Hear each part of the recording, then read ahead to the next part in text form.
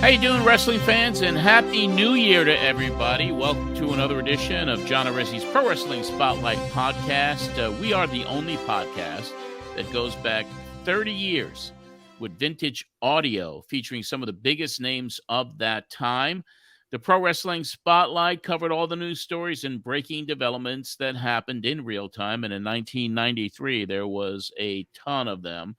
Now we get to relive those moments right here on this podcast.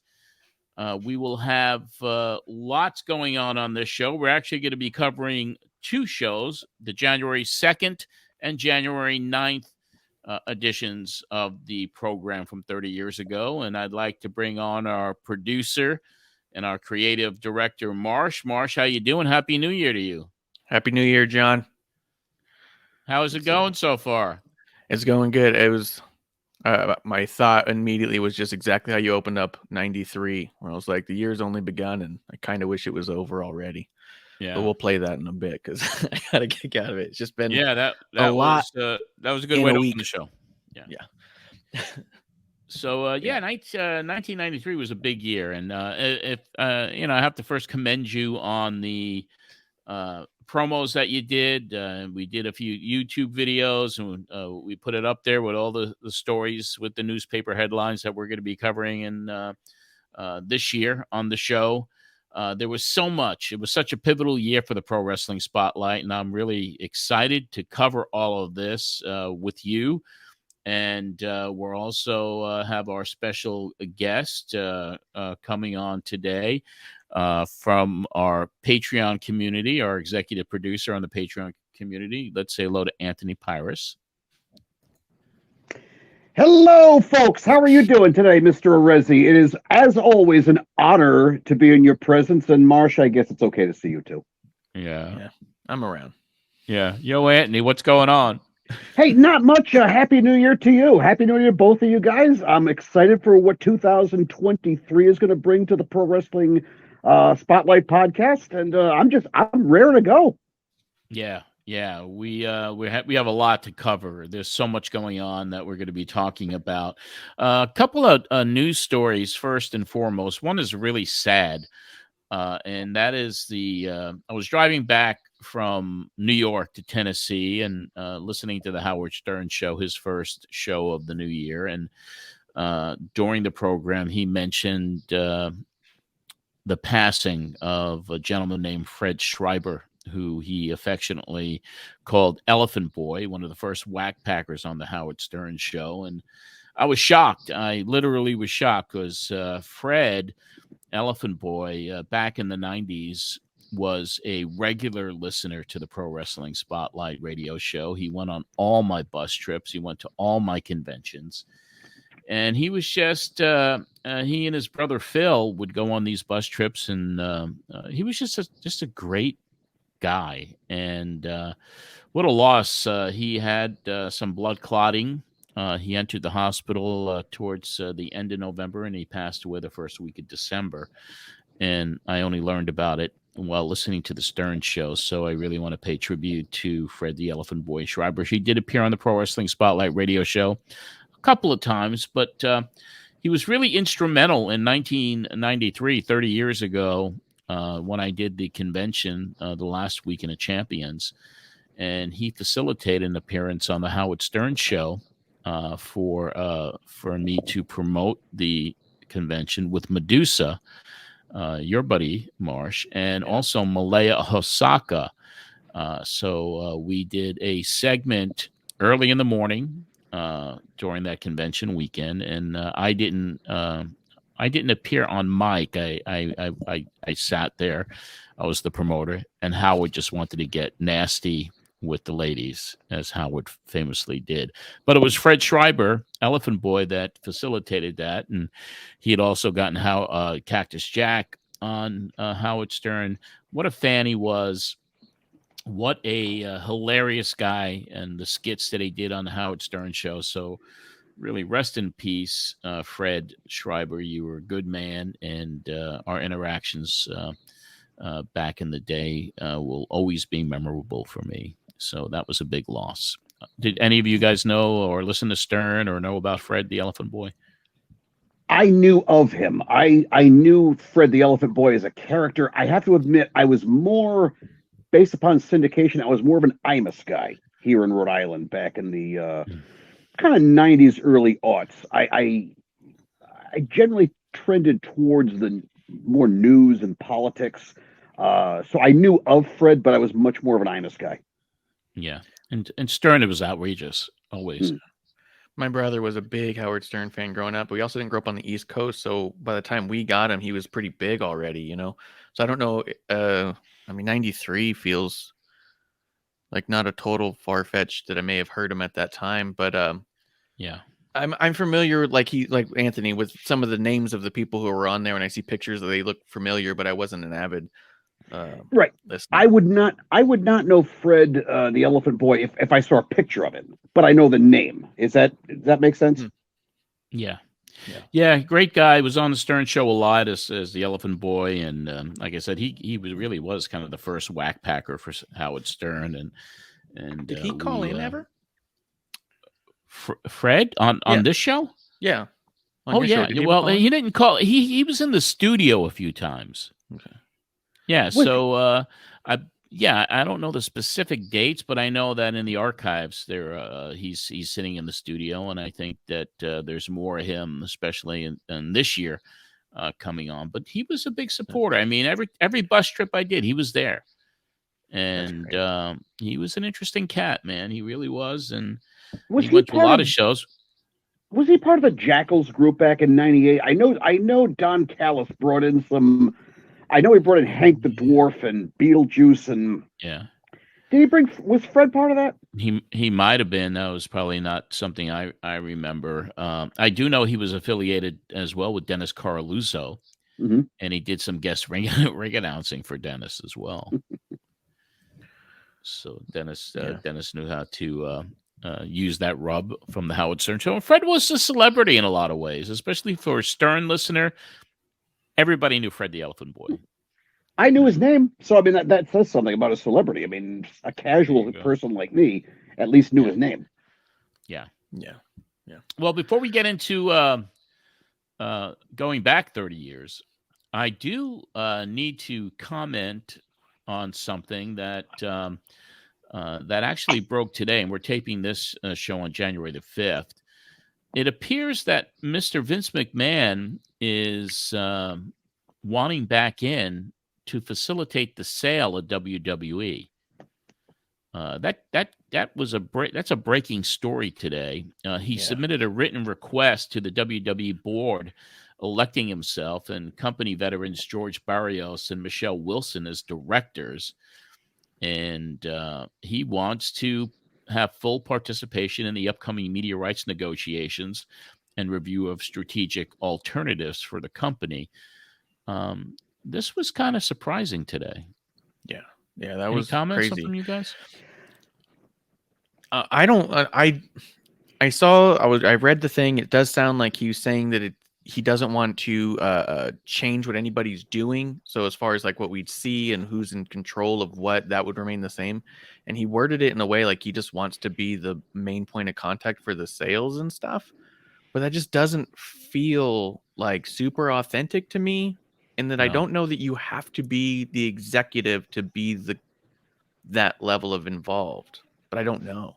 It seems a little weird. It does. And Anthony, go ahead. It sounds like it's killing him to not be the guy. It sounds like he regrets his retirement so much, and I'll bet you a cool George Washington that he regrets putting the company public because he has he has to answer to shareholders. He has to answer to Wall Street. I bet you dollars of donuts right now. He wishes he was just still an LLC, whatever they were prior to 1999, so he could just do whatever he wants. He would have never, ever retired. Yeah, there's a big story. And, is there speculation that maybe he wants to come in and he's got the controlling shares, voting shares. Right.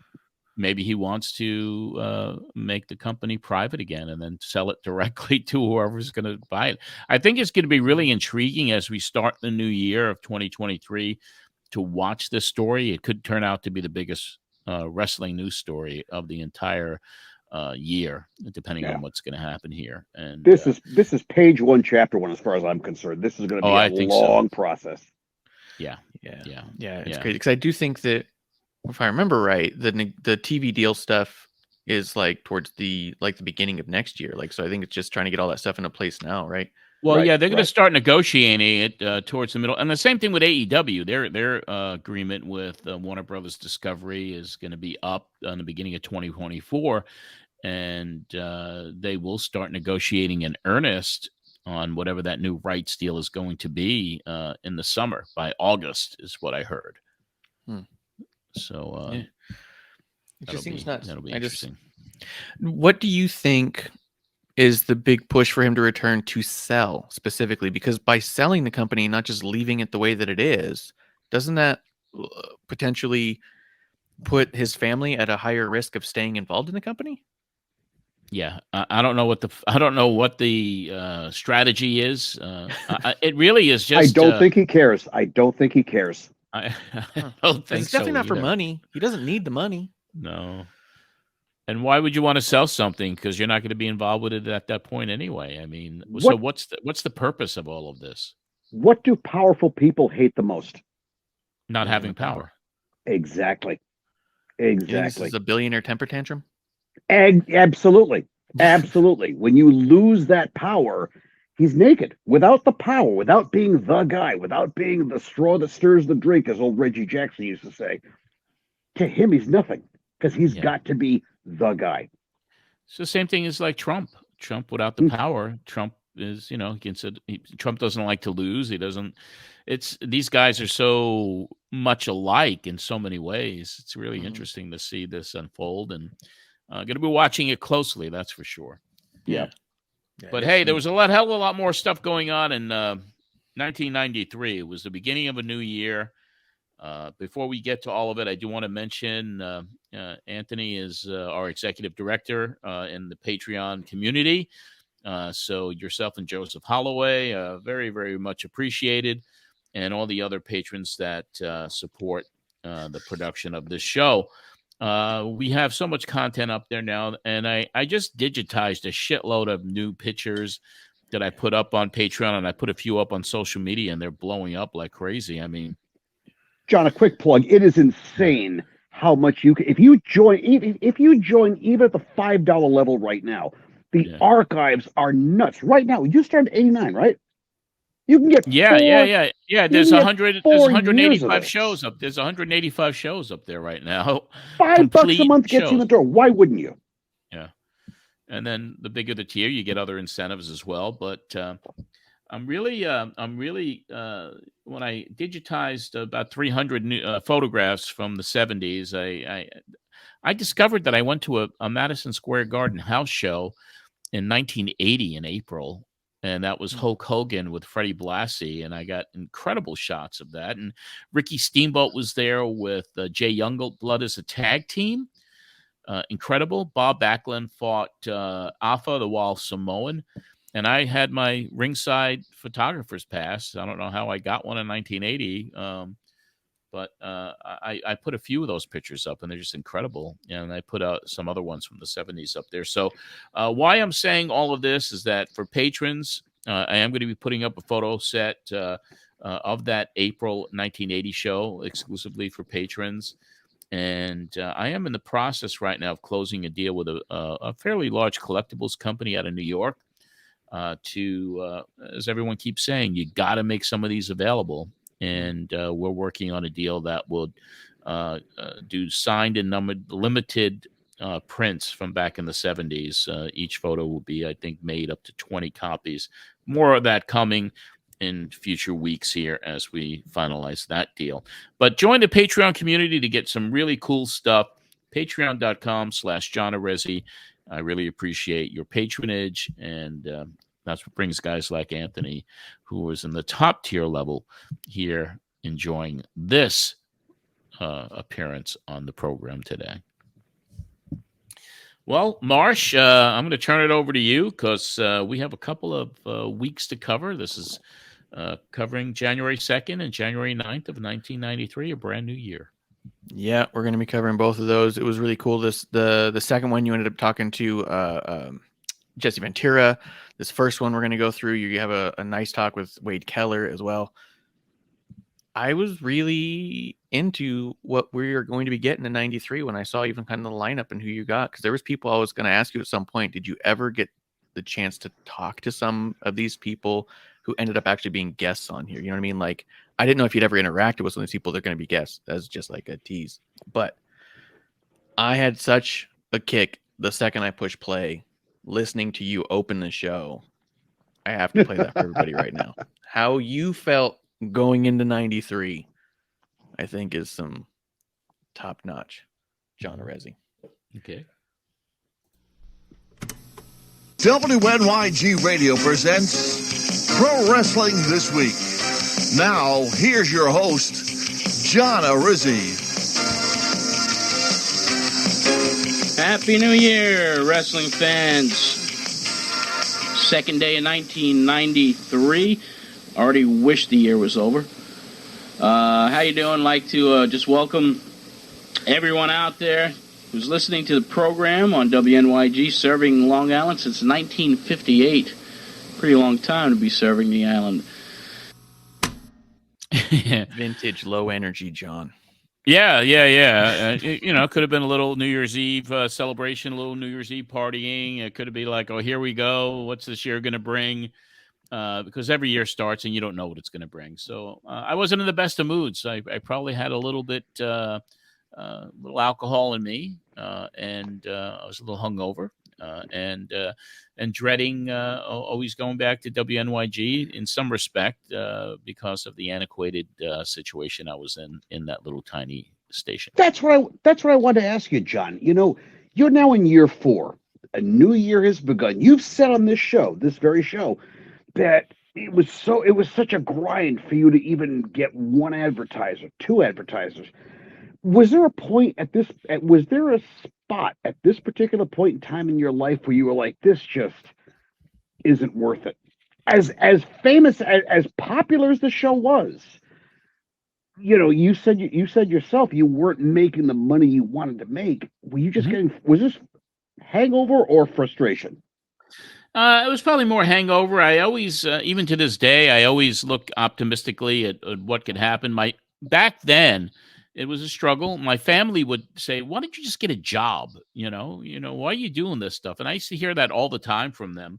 But at this point, there was some openings that were starting to happen. There was conversations that were taking place to get back on WEVD with a sponsor. There were some initial conversations that were taking place about doing some wrestling tours overseas. There was conversations that had started to take place with a guy named Ron Scholar, who was a listener of mine at WEVD, who wanted to bring AAA and Lucha Libre into the United States. So there was these doors that were starting to open a little bit. So until things happen, everything is speculative. So I was hopeful. I was always hopeful. I'm always hopeful. I'm always optimistic. But sometimes you did get frustrated. And as we get towards the latter part of this year, that frustration will start to rear its head. But I think we're in for a good run, at least for the beginning stages of 1993. Oh, 93 is one crazy year in the business. That's for sure. Yes. Yeah, and you were pretty hopeful, especially even by the next week, about the EVD shift. So, I was in conversation with Mickey B, and he had a friend that ran this Holbrook Paints company out of Brooklyn that was looking to sponsor, and they were looking to do some stuff. So, it was. We were definitely getting serious in the discussions to get WEVD back. After that, per usual, for John, you had Donny Laible come on and do his news capsule, the time capsule. So we're going to go ahead and play that and go from there. Okay, why don't we do this for the first time this year? We're going to bring on Don Laible, and Donnie is our ace reporter out of Utica area, Illions. Tom, Mr. Ross, I know you've been Happy New Year. See, we didn't get you on first, Donnie. You have to start all over again. Bummer. Our engineer here, Tom Ross, is Tom, how long have you been on the air here consecutively now? It's been the last 36 hours, approximately. And what did you get the Christmas bonus this year? What was it? A pencil? Hey, that's more than some of us got, I can tell you that. So how you doing, Donnie? Happy New Year to you. Same to you. Hanging in there. It's a little cold here. Wind chill factor's about 0 degrees, about 2 inches of snow. But, hey, it's the single-digit months. Spring's coming. Spring's coming. And so was a lot of interesting matches or changes, events in World Wrestling Federation. Yeah, lots of things going on. Of course, spring's not coming for Ron Simmons also. Yeah, so let's get right to it. Okay. Before I give it away. Well, World Championship Wrestling took center spotlight in the business this past week. On Monday, in its hub city, Atlanta, Georgia, WCW presented its annual Starrcade program. Then WCW heavyweight champion Ron Simmons defended his title opposite Dr. Death Steve Williams, filling in for an injured Rick Rude. And this contest, instead of a double countout as originally thought, saw Simmons get the victory on a reverse decision when Williams was disqualified. And Sting pinned Big Van Vader to win the King of Cable tournament, and the Great Muta of Japan won the Battle Bowl Battle Royal by eliminating Barry Windham. According to the Observer, Rick Rude's injury is a bulging disc in his neck and is expected to keep him out of mat action for an estimated 8 weeks. Now, Vader looked up at the lights in Atlanta but saw the stars in Baltimore this past Wednesday as he repossessed the WCW title from Ron Simmons. Vader won the championship from Sting last July and ironically lost it in Baltimore to Simmons. Turning to United States Wrestling Association news, there's a new Southern titleist. Jeff Jarrett won the strap in Memphis from Brian Christopher. An estimated 3,500 fans witnessed the show in the Mid-South Coliseum. Well, Earthquake apparently already has plans after he exits the World Wrestling Federation as expected later this month. The native of British Columbia, Canada, was involved in an angle for BC-based West Coast Championship Wrestling, which has led to a booking opposite Playboy Buddy Rose on January 30th. Other WWF tidbits, reports have it that Paul Diamond, last seen portraying Max Moon, he was let go by the company this past week. And the WWF is said to be donating the gate receipts of this month's Madison Square Garden show, main evented by Bret Hart versus Bam Bam Bigelow, for relief in Somalia. And ready or not, the match you may very well fear the most is on the way. Bret Hart is scheduled to defend his WWF belt opposite Doink the Clown beginning next month. Finally, this week in pro wrestling, 17 years ago, it was in 1976, in Detroit's Cobo Hall in tag action, Bobo Brazil and Gino Hernandez defeating the new Kangaroos, Tony Charles and Al Costello.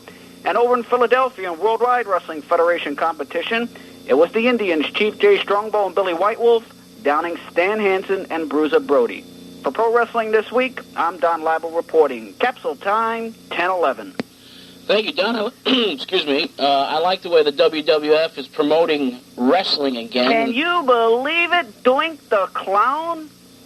John, you know, I don't want to be a predictor here or anything, but, geez, it would be such a travesty if for somehow WrestleMania had Doink the Clown in there against Bret Hart or something along that line. I mean, I heard they're bringing in Mr. Bill as a tag team partner for Doink. That's incredible. Also, there was some reports about Ric Flair possibly leaving the WWF before his contract is over in September. I heard Nails may be coming back for WrestleMania for that grudge match against Vince McMahon. Oh yeah, that I'll tell you something. That I'd go out to see that for sure. I'll tell you, that has created a big stir in the business. And ironically, the wrestlers that I've been speaking to, this is when these guys get out of the WWF. Everyone is looking at Nails as like a hero for punching McMahon out and choking him out, Hey, there could be a special award for him this year. You never know. I love you guys bringing up Mr. Bill as Doink's tag team partner. Oh no, Mr. Bill! Is that like topical, super topical? Yeah, Mr. Bill was somebody I revered back in the Saturday Night Live days from the mid '70s. Yeah, Mr. Bill. Yeah, that was before your time, but yeah. Oh, I used to see that Mr. Bill because they kept Mr. Bill for a long time. But yeah, I saw all that. I also really like that this is as often as the callers would ask you what's going on with Ultimate Warrior, you and Don consistently talk shit on Doink. Like, you guys hated Doink. Well, I did in the beginning, and once I actually began to like Doink a little bit when he entered ECW, when Matt Bourne, the original Doink. I mean, that was a good character turn there. But of course, we're talking about a few years before he made that entrance to ECW, and it was really kind of interesting listening to that clip, especially in the beginning when we mentioned the engineer Tom Ross. Yeah. So, you want to know who Tom Ross was? Go ahead. Good, Anthony. Go ahead. I would say once you saw the presentation of Matt Bourne as Doink, as not this, when I first saw him, like, Jesus, a clown. But once you saw it as this demented thing that, quite frankly, in 2023, a lot of people are scared of clowns. Yeah. Did you soften your stance as the year went by? Yeah, I did, actually.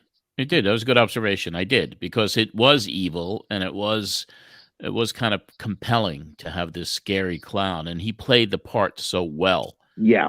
And it wasn't until when he left and they started bringing in these imitation Doinks, like I think Ray Odyssey was one, or not Ray Odyssey, but there was another guy. Phil Apollo. Phil Apollo, right? He was a Doink. And then, then they bring in the little Doinks, and it just became crazy. But the original storyline, I thought was ridiculous. But once you got into the character development a little bit, you kind of gravitated to it as this evil clown who was evil in a lot of ways. But it was. And Donnie and I, as you said, Marsh, we'd love to bust Doink's balls. Yeah, just nonstop. The whole next episode. In between segments, at one point, you just bring up Doink just to crap on him. Yeah. Just for no reason. There you go. Just like we got crapped on at WNYG. So Tom Ross, in the beginning of the segment there, he had been an interesting character at WNYG, and he was jack of all trades at the station. They used to keep him locked up in a room downstairs in the basement at WNYG to get sales leads for the salespeople. His name was Tom Rosenbluth, and at this point, he was actually on the air for about 36 hours straight, running the board over there. And are the Hornsteins still prevalent here? They own the station. Yeah. Okay, so they're still day to day. Yeah, they wound up running, selling the station to Colombians towards the latter part of the 90s. And I know my sister worked there to the very end, and she also worked for the Colombians that came in. And they turned the lower part of the WNYG into kind of apartments for their relatives. So it wouldn't surprise you towards the latter part of the NYG stuff that you'd go and there'd be, people in their pajamas or underwear walking around downstairs that were Colombians. So. But the Hornsteins left a legacy on the island for sure, and they were two of the most interesting characters you'd ever want to meet, and they were interesting, especially when they gave out their Christmas bonuses. Oh, I'm never going to ask. The bottle of ketchup one year expired date. And in the class clip, asked what the Christmas bonus was this year, and Tom Ross held up a pencil. So, anyway, they were interesting characters. Oh. There should be a book written about them. Was it a mechanical pencil? I don't know. Because that'd be a nice little gift. Remember, I was still hungover. Yeah. You could tell completely. Something was amiss with John this day. Yeah, for sure. I also took note there. Paul Diamond. It was his last. He was let go as Max Moon. I'm wondering how many Max Moons they had, because I know of at least 3. Conan was one. And then there's another one that gets brought up next week, next week's episode. So I won't spoil that one. But you give another name of somebody there who's going to be Max Moon, and I just why were they so? I mean, there's no answer to this. I don't know. They were hell bent on that character for some reason. Yeah. Now, having seen the character at a TV taping, it looked cool. Yeah, it looked really cool. But I think long term, it just wasn't going to work. No. Conan didn't like it. I know that. I mean, he couldn't have. I mean, because was it in? He was he was massive in Mexico and like a icon. Like he was on magazine covers, and now you're going to cover him up? He was what they would call, it was a star in novellas too, which were soap operas down in Mexico. Yeah. He was big. Yeah, he was a heartthrob. He was. Like me. Oh, that's right, Anthony. Let's see, as we go through the show, you do talk a little bit about Nails, his claims that he had made against Vince, that people were like looking up to Nails for punching McMahon. And that you guys even joked that there might be a special award for him. But yeah, that is crazy that you were hearing from your side that everyone was just like, oh yeah, it's the greatest thing. Yeah, because he stood up to Vince. I mean, they had there's so much speculation about what was going on. You know, there was Nails alleged that Vince came on to him sexually, which was outrageous to hear. Who knows what happened, but there was a hatred there, and it led to an altercation, a physical altercation. Yeah. John, did you ever try to get him on the show? Because that sounds like something we right up your alley to try to get. I mean, that was a that was a huge story, late '92, early '93. I'm wondering if maybe you had the opportunity to try to maybe reach out to Kevin Kelly and be. I don't remember if I ever did. I don't know. I don't know if I did or not. It would have been certainly a good one to get, especially after all that stuff went down. But there were lawsuits, and obviously, even when there was the government trial, I think Nails was one of the witnesses. Yeah, at the and you were never shy about getting anybody who had beef with Vince. No, I was. I just wanted to uncover what was going on. That's basically what I did. Just trying to be a good journalist. So neat. It's neat when you look at like how it happened. You know what I mean? Let's see. Ultimate Warrior is going to be in Boston next week. And I like how you told Don he can't say that name, because this is when they were having all the issues with him calling himself Warrior, and they weren't allowed to advertise it and all that. Yeah, there was certainly that trademark that McMahon had on the Ultimate Warrior, so he wasn't going to be allowed to use that. And of course, in a future episode, in a not too distant future, we're going to have Jim Hellwig from 30 years ago. And we did an extensive interview with him about his leaving the WWF. John, something I noticed during this one and the next one, you were promoting a show by WWA and ECW, but this is before Paul took it over. The names I'm seeing in all the Japanese shows and the indie shows are kind of blowing me away when I think relative to nowadays. Like the bookings we see now, to see one name that you recognize on it from somebody on TV is pretty cool. But this one you have is got Sid Justice, the Road Warriors, British Bulldog, Ultimate Warrior, Terry Funk, Kerry Von Erich, Kevin Sullivan, Woman.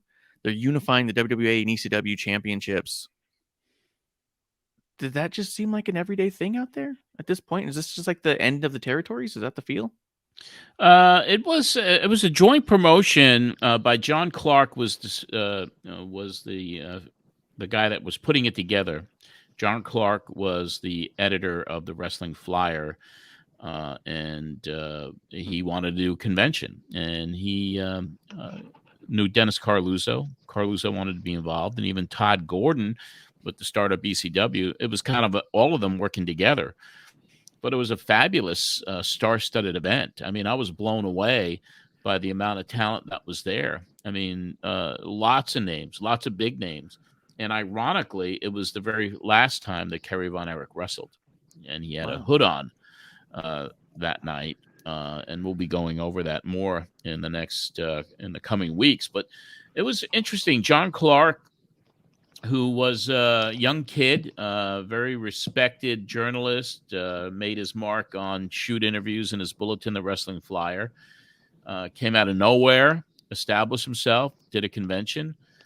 It might have been the only one he ever did, so I don't know if it made money or not, but the amount of talent that was there blew me away. That's cool. He went on to do some pretty big stuff for himself too, right? He's still on the air, an NBC affiliate in Philadelphia. He's one of the top sportscasters in that region and is a big, big name in sports up there. That's awesome. I like the people who weaseled through your show one way or the other, the people you had on, the people you talked to, and the things that they went on to do. Just who you were surrounding yourself with and communicating with. I think it always blows me away when I look them up. They all kind of, a lot of them made waves, and a lot of them are making waves today in different areas. Obviously, when you think of like a top 5, you could think of a guy like Mike Johnson from PW Insider. You could think of obviously Russo, who I brought in. There was others. There was so many. It was just a time. Tommy Fierro, who was a promoter to this day, 80s Wrestling Con, was a listener and started his own convention. So it was kind of like showing people what opportunities are. And then and I didn't mind helping anyone. I didn't see it as competition. I just thought about it as, all right, if you're trying to emulate me and do some of these things, God bless you. I'll support you in any way I can. Were you trying? And it wasn't like by. Oh, go ahead. Were you trying to see if maybe they had a formula that you could pick up on? Were you trying to learn from them as much as maybe they were trying to learn from you?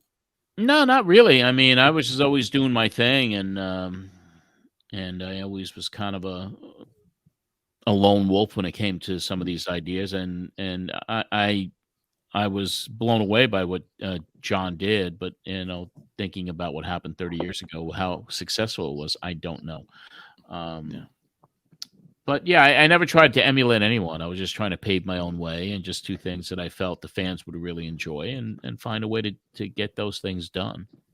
Right, but John, you were the first. So obviously anybody that came after you was trying to pick up upon what you did. I'm saying you've done this twice at this point. And I'm wondering if maybe, hey, it was I know they were successful. Everyone seemed to have a good time. Just wondering if you were trying to just pick up something from these other guys who might have an idea that would be helpful. No, it was not. I didn't go to a lot of them. John Clark's was different. I didn't go to a lot of them, and they were coming a little bit more regular. A lot of people were getting involved in them. No, I just really wanted to find a way to just kind of sustain my own business and do things, and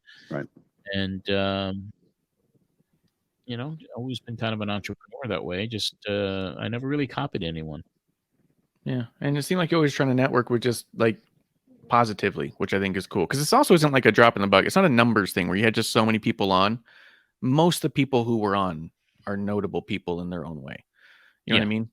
Yeah. Because it's not like we're cutting out people who just didn't make anything of themselves. It's just that everyone you get did. And it's just kind of cool. It's just cool that you had that kind of a circle.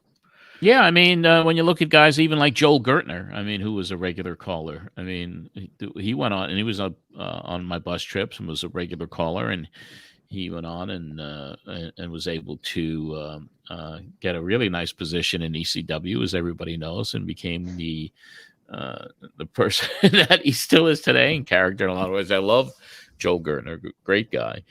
His ring, but yeah, there's a lot of that. Yeah. Pre-neck brace. But speaking of the people you had on who made a name for themselves, Wade Keller came on, and he obviously is still around and still doing a lot of prominent work. Yeah. You guys talk about Ron Simmons losing the title to Big Van Vader, which I know you predicted it was going to be Rick Rude, and it did not happen. No, I was wrong. Yeah. But yeah, that was it was a longer title reign than I remember thinking it was, but it was also shorter than I thought it probably. The way that people talk about the win, I thought it would. How many months did it last with Simmons? Was it 5 months, 6 months? Simmons won it in August, lost it in late December. So yeah, probably about 5.5 months or so. Yeah, and the business just I remember the business completely fell out the bottom during his reign. Not his fault, but the company was in such disarray. I mean, hell, they had the Barbarian as a pay-per-view opponent. Come on, really? Yeah. Yeah, that was a tough time to be a champion, especially with all the big moves that were happening. Because was it Fry and Well, Fry had gotten displaced by Watts, and when Watts came in, and Fry was the guy giving out big contracts, as we're going to be hearing with the Paulie Dangerously firing in the next few weeks here. Watts was trying to renegotiate contracts with people, and Watts was trying to make a lot of cuts, trim the fat. And what he wound up doing was kind of dilute the company and just kind of put it in more of a disarray than it was before he came in. And it was definitely a downside of the business for WCW towards that latter part of Watts's regime. Yeah. See, as you guys are talking, you guys still think that it might be Sting to eventually take the title off of Vader? You guys feel like Vader might be transitional champion here? Because you guys don't also think that WWE has very many top challengers to begin with, like not a lot of top guys. Yeah. I think that turned out to be true, if I remember. I can tell you from a fan perspective, the Vader's first title reign was a 3-week run to get it from Sting to Simmons. I honestly thought that him winning the title was simply, let's get the belt back on Sting because this Simmons thing did not work. We need Sting to be a Superman. We need him to hopefully be our Hulk Hogan. I thought that was the way they were going, and I was pleasantly surprised to be wrong because I thought Vader in '93 had an amazing run. Yeah, he was brutal, very believable. Yeah, from all the stories we've heard, I think there's a lot of good reasons he was believable. Okay. Let's see, Rick Rude, swollen disc. You guys talk about. Wade does talk about how he is very. I wouldn't sounded like semi-friendly with Bill Watts. He talks to him regularly.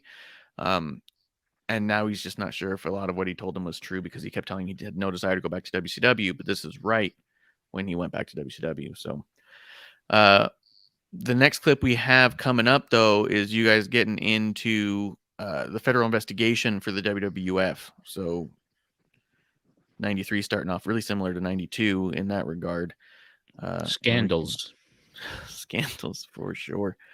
And so we'll play that. This has a little bit to do with and we'll just play out Wade and he'll tell us.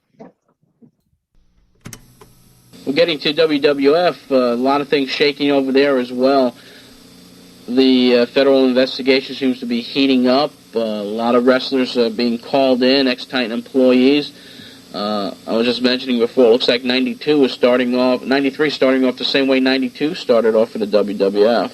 Yeah, it is going to be an interesting year. I mean, this is no longer a crusade by the wrestling press or by certain members of the mainstream press, John Sherwood of the LA Times, or obviously Phil Mushnick of the New York Post. It's now turned into a crusade by the government of the United States, which isn't necessarily... which I think is necessarily more serious, and I think will bring more credibility to the story when it comes out and becomes more apparent that it's taking place. It could lead anywhere, but it's going to lead to a lot more than a public relations disaster if the Justice Department decides to take some serious action against either Vince McMahon or the WWF in general. Yeah, so that's a story that I'm sure all wrestling insiders will be watching real closely as it develops early this quarter, because it really seems to be heating up, and I would guess the way people are being called in and being sent letters now, not basically subpoenas, but requests to speak to the Justice Department about the investigation, that some type of decision or some type of action, if it's going to be taken, maybe taken the first quarter of this year, perhaps. Yeah, and the interesting part in this situation is that unlike in the past, where I think wrestlers, no matter how much they despise their boss, would protect wrestling when it came to the government, what's ironic is the word seems to be that the wrestlers, a large number of them, and perhaps a majority that have been contacted, are very willing to go against Vince McMahon, who today is wrestling in a lot of ways. And that's interesting that right now the business is so bad, and their lack of respect for Vince McMahon and what he does appears to be very strong, that they are willing to go and quote-unquote hurt wrestling, according to traditional terms, because they believe that telling the truth about Vince maybe eventually will help wrestling. So whatever that truth is. So it's definitely going to be interesting to see which wrestlers come out and what is said. This could be the biggest story in professional wrestling history, perhaps, or it could end up kind of blowing off and not turning anything serious. And I guess that's what we're going to find out.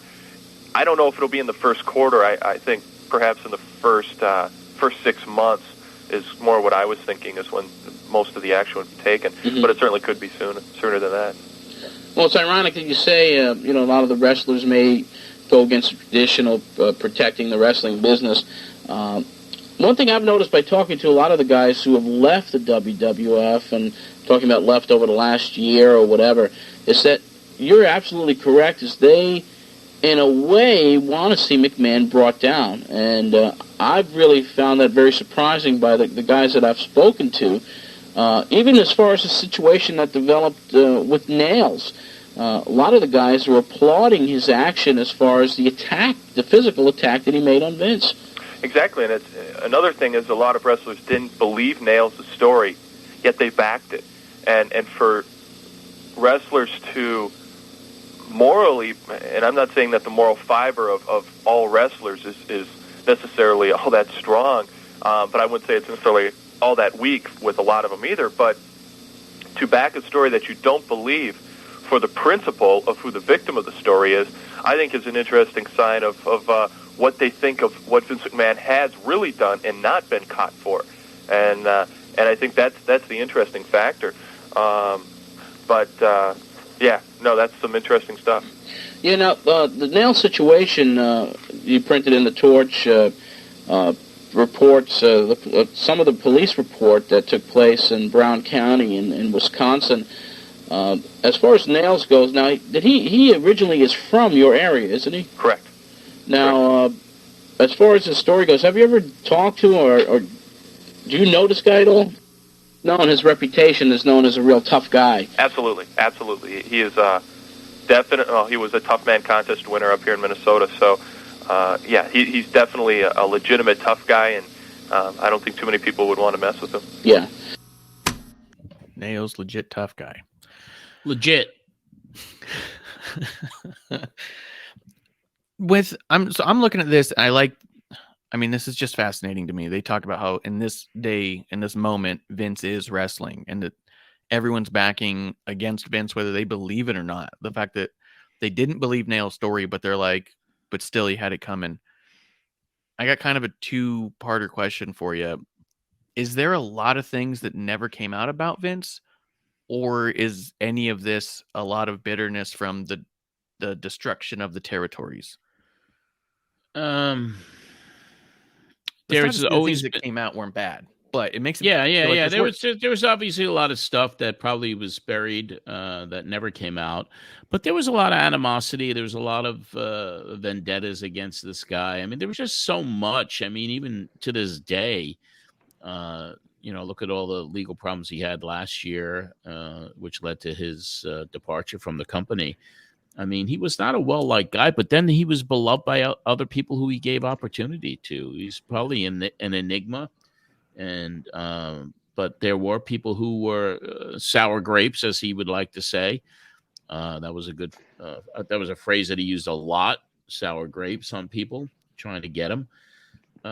Just a fascinating individual that created a lot of enemies. A lot of people didn't like him. A lot of people would do anything to bring him down. I will never defend the guy's character because I don't know him. All I know is what I hear. But it seems like the people that come out against him are the people who burn a bridge. Look at Superstar Graham, for example. How many times did he go, even after all these allegations, how many times did he come in and out of the company as a goodwill guy? I don't think you're going to hear anybody talking bad about Vince who can gain something from him, but it's the Nails of the world. It's even the Dynamite Kids who had something to say later on. Hell, even Bret Hart changed his tune after a few years. Yeah, and Bruno was brought back by Triple H, and he agreed and gave Vince that hug. And I mean, it was just a lot of that. I mean, what a complex individual and what a complex career and legacy that Vince left. I mean, if he could do something for you, if there was money to be made, if it was, and he coined the phrase, I believe, good for business.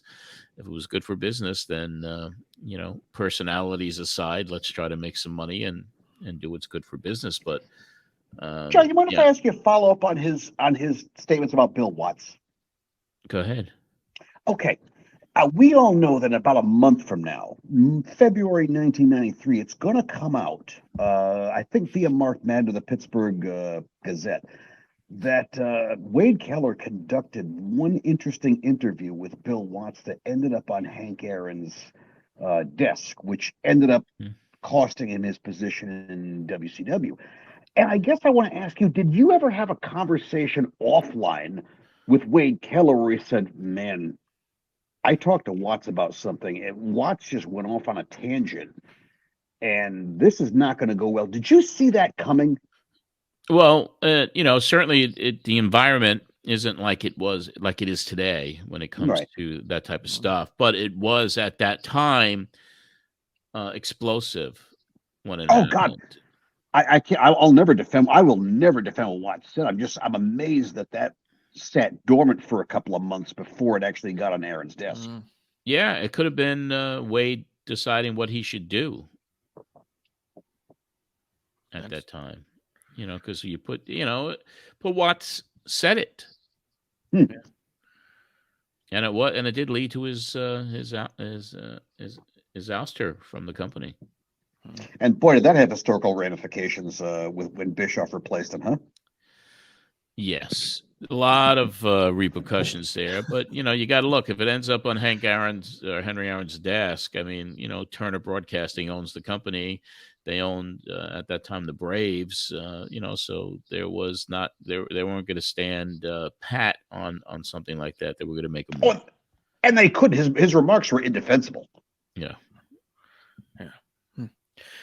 Yeah, I've always wondered about the conversations you had off air too, especially the stuff that made it to air. It always made me wonder how much, because I knew there's no way you didn't know more than you guys were saying, but it always fascinated me the kind of stuff you might know. Well, I'd always bring, before I bring a guest on like a Dave Meltzer or a Wade, we'd always talk about what we were going to talk about, and there was always a lot of stuff that we couldn't bring up because it wasn't confirmed. It was speculative, and even though you hear things from people, you can't pull the trigger on everything. Yeah. Did you find Dave or Wade easier to deal with in terms of interviewing and being forthcoming or forthright?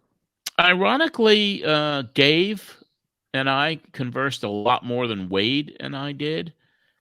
Wade kept things a little bit closer to the vest, where Dave and I exchanged, speculation, things that we were hearing a lot more often than Wade and I did.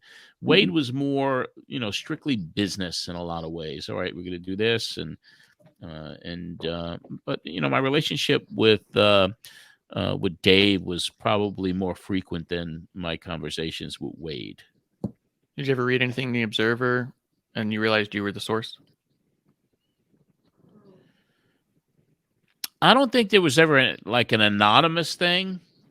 There would never be something that would be attributed to an anonymous source that was me, because as much as I knew a lot of people in the business, Dave was much more connected on a much deeper level than I was, because he'd be having conversations with Vince McMahon, on a regular basis, and so he was well more connected than I was.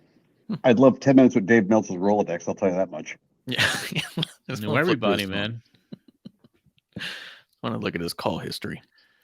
Let's play this other one. This is where you and Wade are talking about Ric Flair and his future, because this is where he's barely been in the company, not even a year, and he's already talking about leaving. And I like your speculation, or Wade's speculation on this one.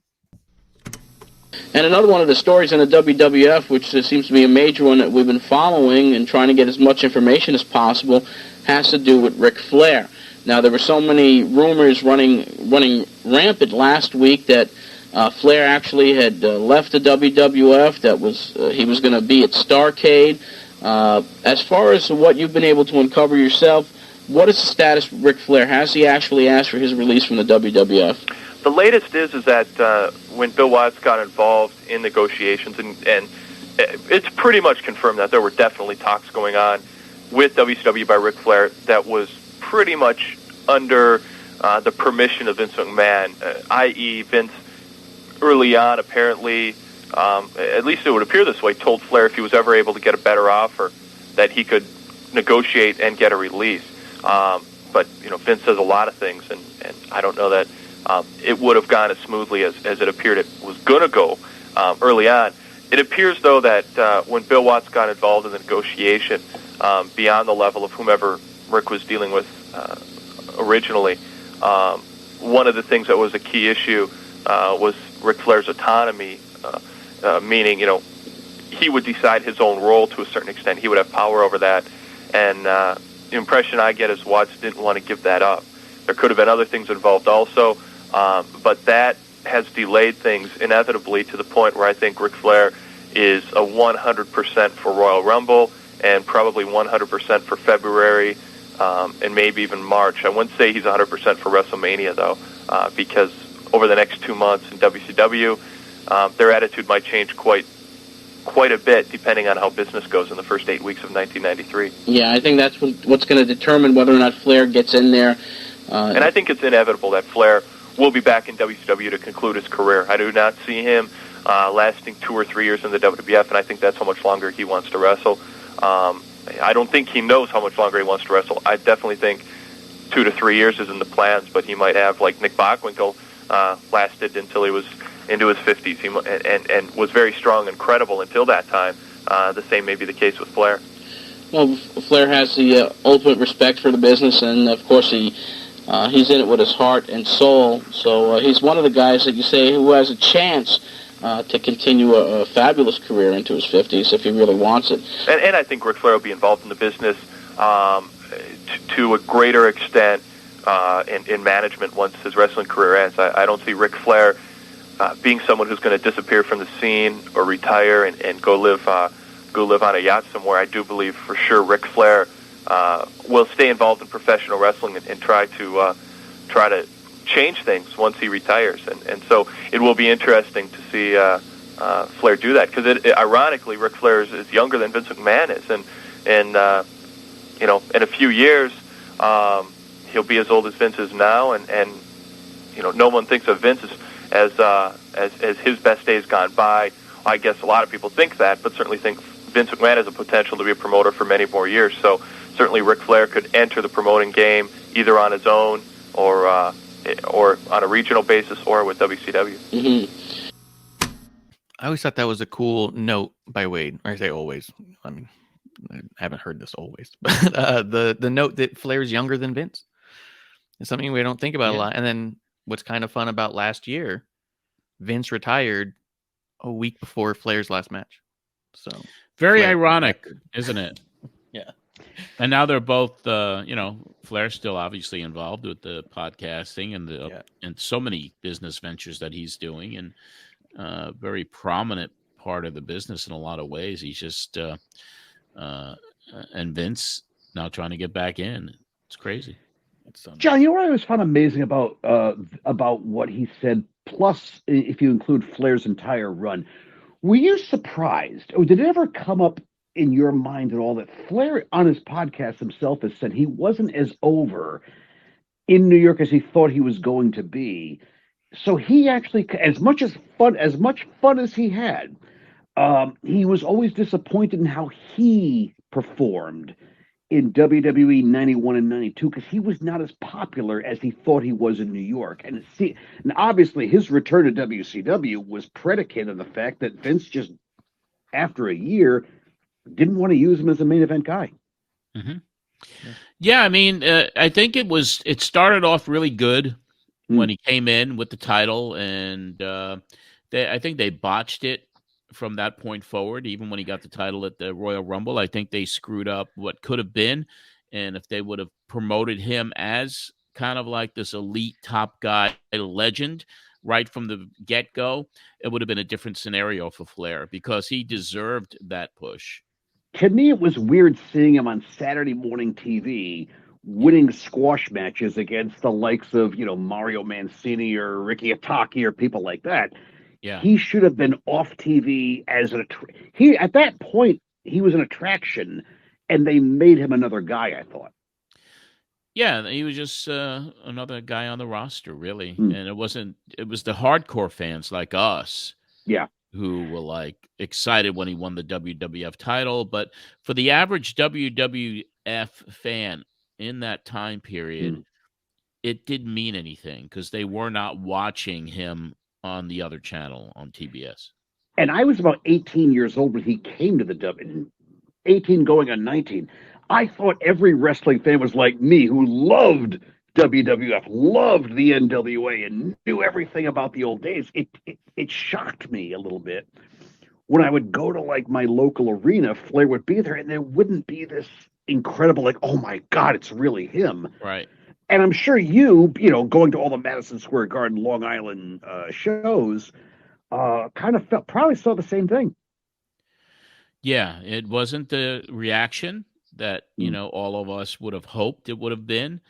But then again, I just felt like if they wanted to elevate him on the same level as a Hulk Hogan or an Ultimate Warrior, or position this guy as the legend that he even was back then, it would have been a different outcome for him.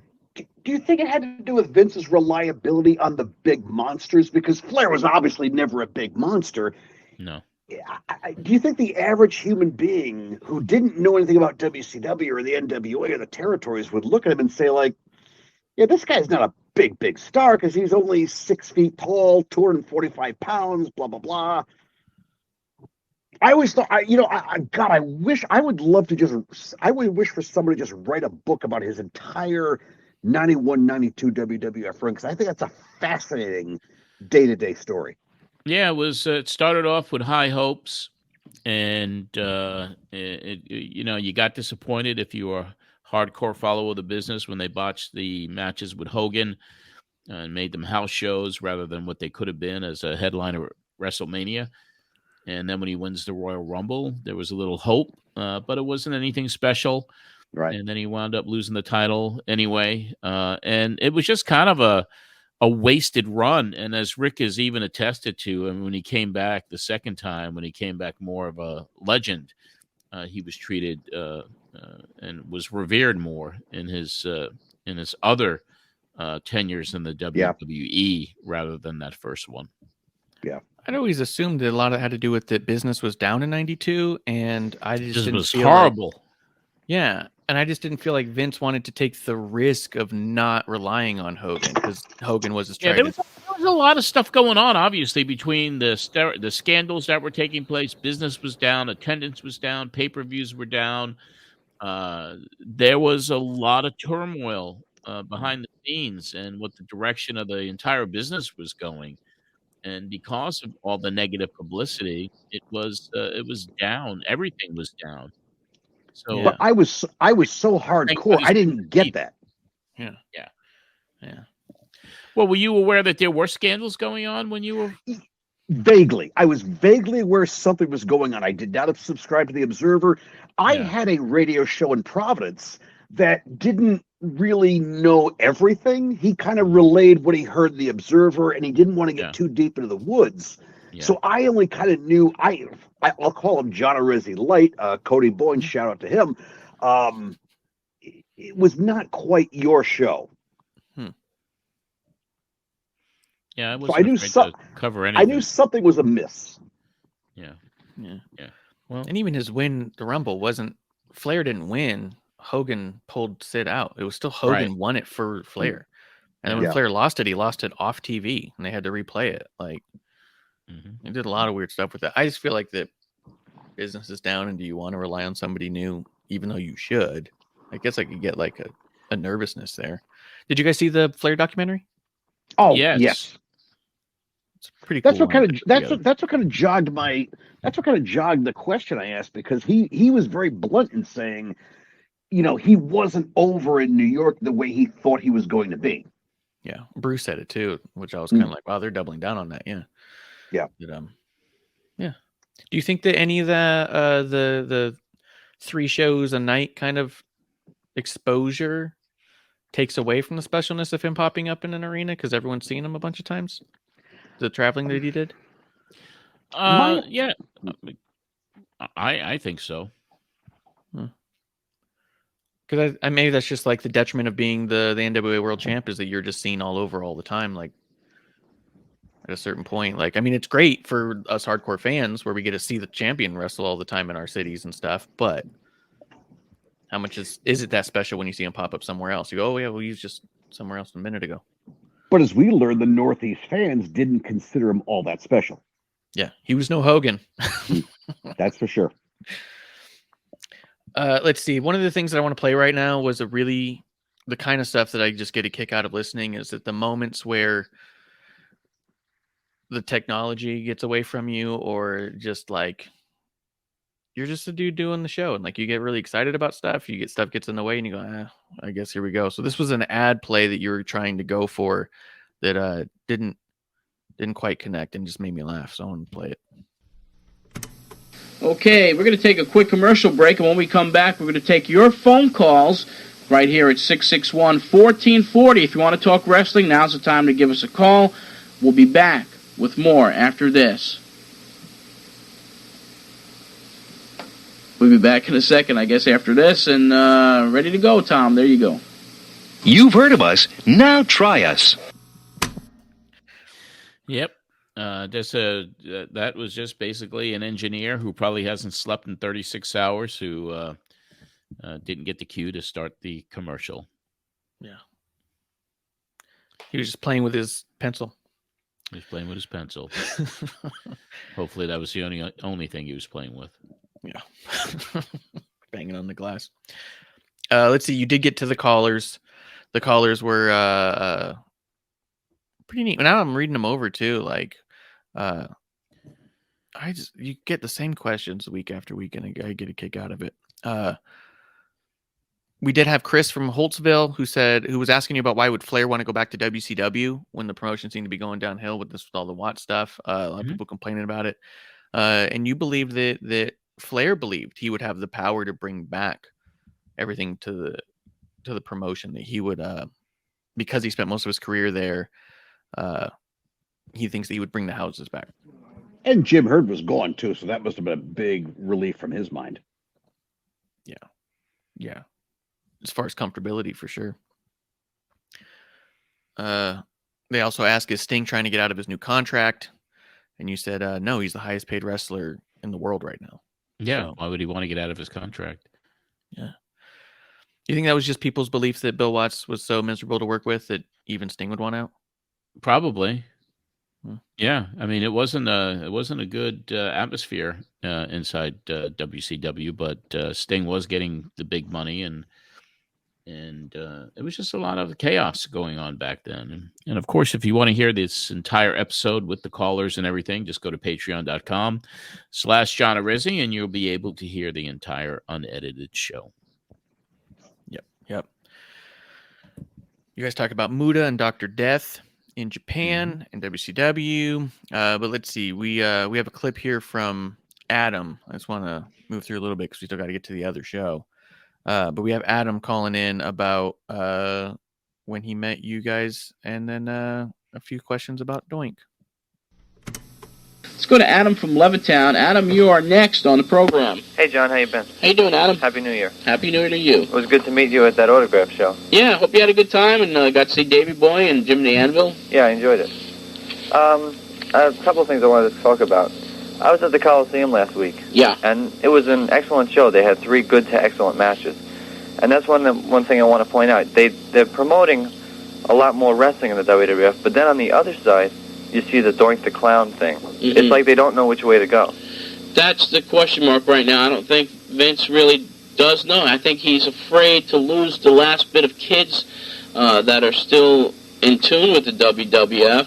But from what I understand, a lot of the shows on the West Coast, on the recent swing out there, a lot of the fans really had an older demographic to them. So I think Vince is really caught in the middle right now, which way to move the promotion. Yeah, they had the wrestlers like, Bam Bam, Flair, and the Steiners, and Luger will be coming in. Yeah. But then they have like Doink the Clown and Lance Cassidy, and they still have the Repo Man and stuff like that. And the Papa Shangos, and all of that stuff is, that has really turned a lot of fans off. They got to realize now that as far as the big boom and the fad wrestling was in the mid-'80s, I don't think that's going to happen anymore with the kids, and I think they got to start gearing themselves to more hardcore wrestling to attract more people. I got tickets for this Monday Night Raw thing. What's that going to be like? Okay, it's going to be like a center stage, like what WCW does at Center Stage in Atlanta. That starts January 11th, I believe, in Manhattan. It's going to be a lot. They're going to have a ring. They're going to have matches. It'll be hosted by Vince McMahon and Randy Savage initially. I think it's going to be in USA Live. Yes, it will be a live program from, I believe it's going to be from, 9 to 10? I'm not sure. Yeah, like 9 to 10. Instead of a 2-hour wrestling block beginning January 11th, the format is changing. It'll be a live 1 hour of wrestling every Monday night on USA. That should be interesting. Yeah, it should be good. And I saw on the program, because they gave out the program at the Coliseum, the main event is, Undertaker, Damien Demento. Yeah. So it's not terrific, but it's the typical TV. Well, it's going to be an intimate atmosphere, though, to see WWF wrestling, which is yeah, because it's not enjoyable. a big arena. Right. And you get more into it, like in Center Stage. Matter of fact, I'll have a number out to give, because they are taking ticket requests over there, and I believe tickets are only $12 a piece to get into that. One more thing. Do you think you ever see Rude fighting Vader for the title when he comes back? I think that's a good possibility. That would be interesting to see. Yeah. Because if Watts wanted to give it to Rude, the biggest push you could give him was to beat Van Vader. That's correct.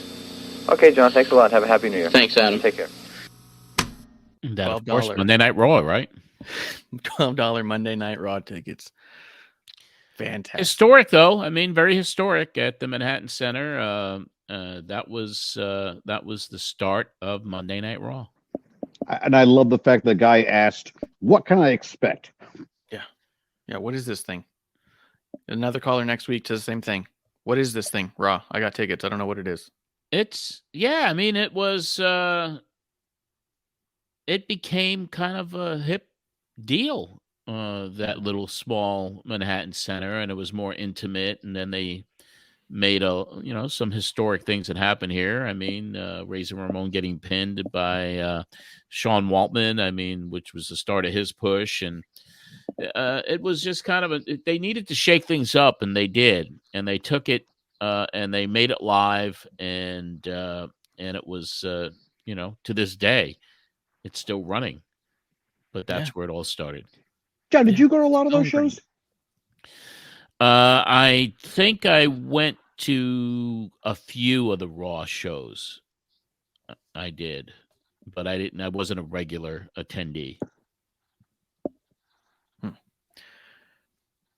I just because it's so ingrained in our culture at this point. Hearing someone going, "What's this Raw thing? What is this going to be?" Well, that's what makes this show so historic. Is this is when this shit happened. Yeah, it's not that long ago, and it feels like forever ago. Freaking 30 years, man. Yeah. Let's see. You promoting some of the next week's show. There's a caller that you get, Felice from Flushing, that asks about if Dusty's still with WCW. And you mentioned he was getting $300,000 a year, and it was cut into a fourth of that, but he's still going to stay. Where were you getting the info of what his contract was worth? That was a good question. Yeah. But that was something you guys knew? A lot kind of information was going around? Well, stuff like that. I mean, I wasn't privy to a lot of it. I'd get info from Dave, most likely, on that stuff, because he knew. Yeah. He knew because he was talking to just about everybody internally over there. And he'd go out and drink with them too, right? Probably.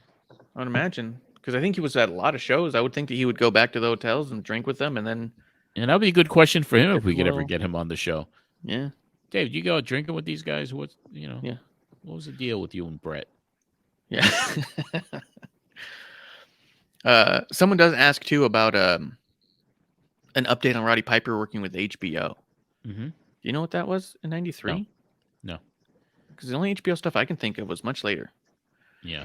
The Bob Costas thing, right? Where he ended up getting let go because he just kind of went off on the company. Was that '93? I thought that was later. Well, that would be around 2003 or 4. Yeah. Give or take. Yeah. So this was. I don't know anything about Piper being on HBO at this time. No. Yeah, that's what stuck out to me. I just wondered if there was something you remembered.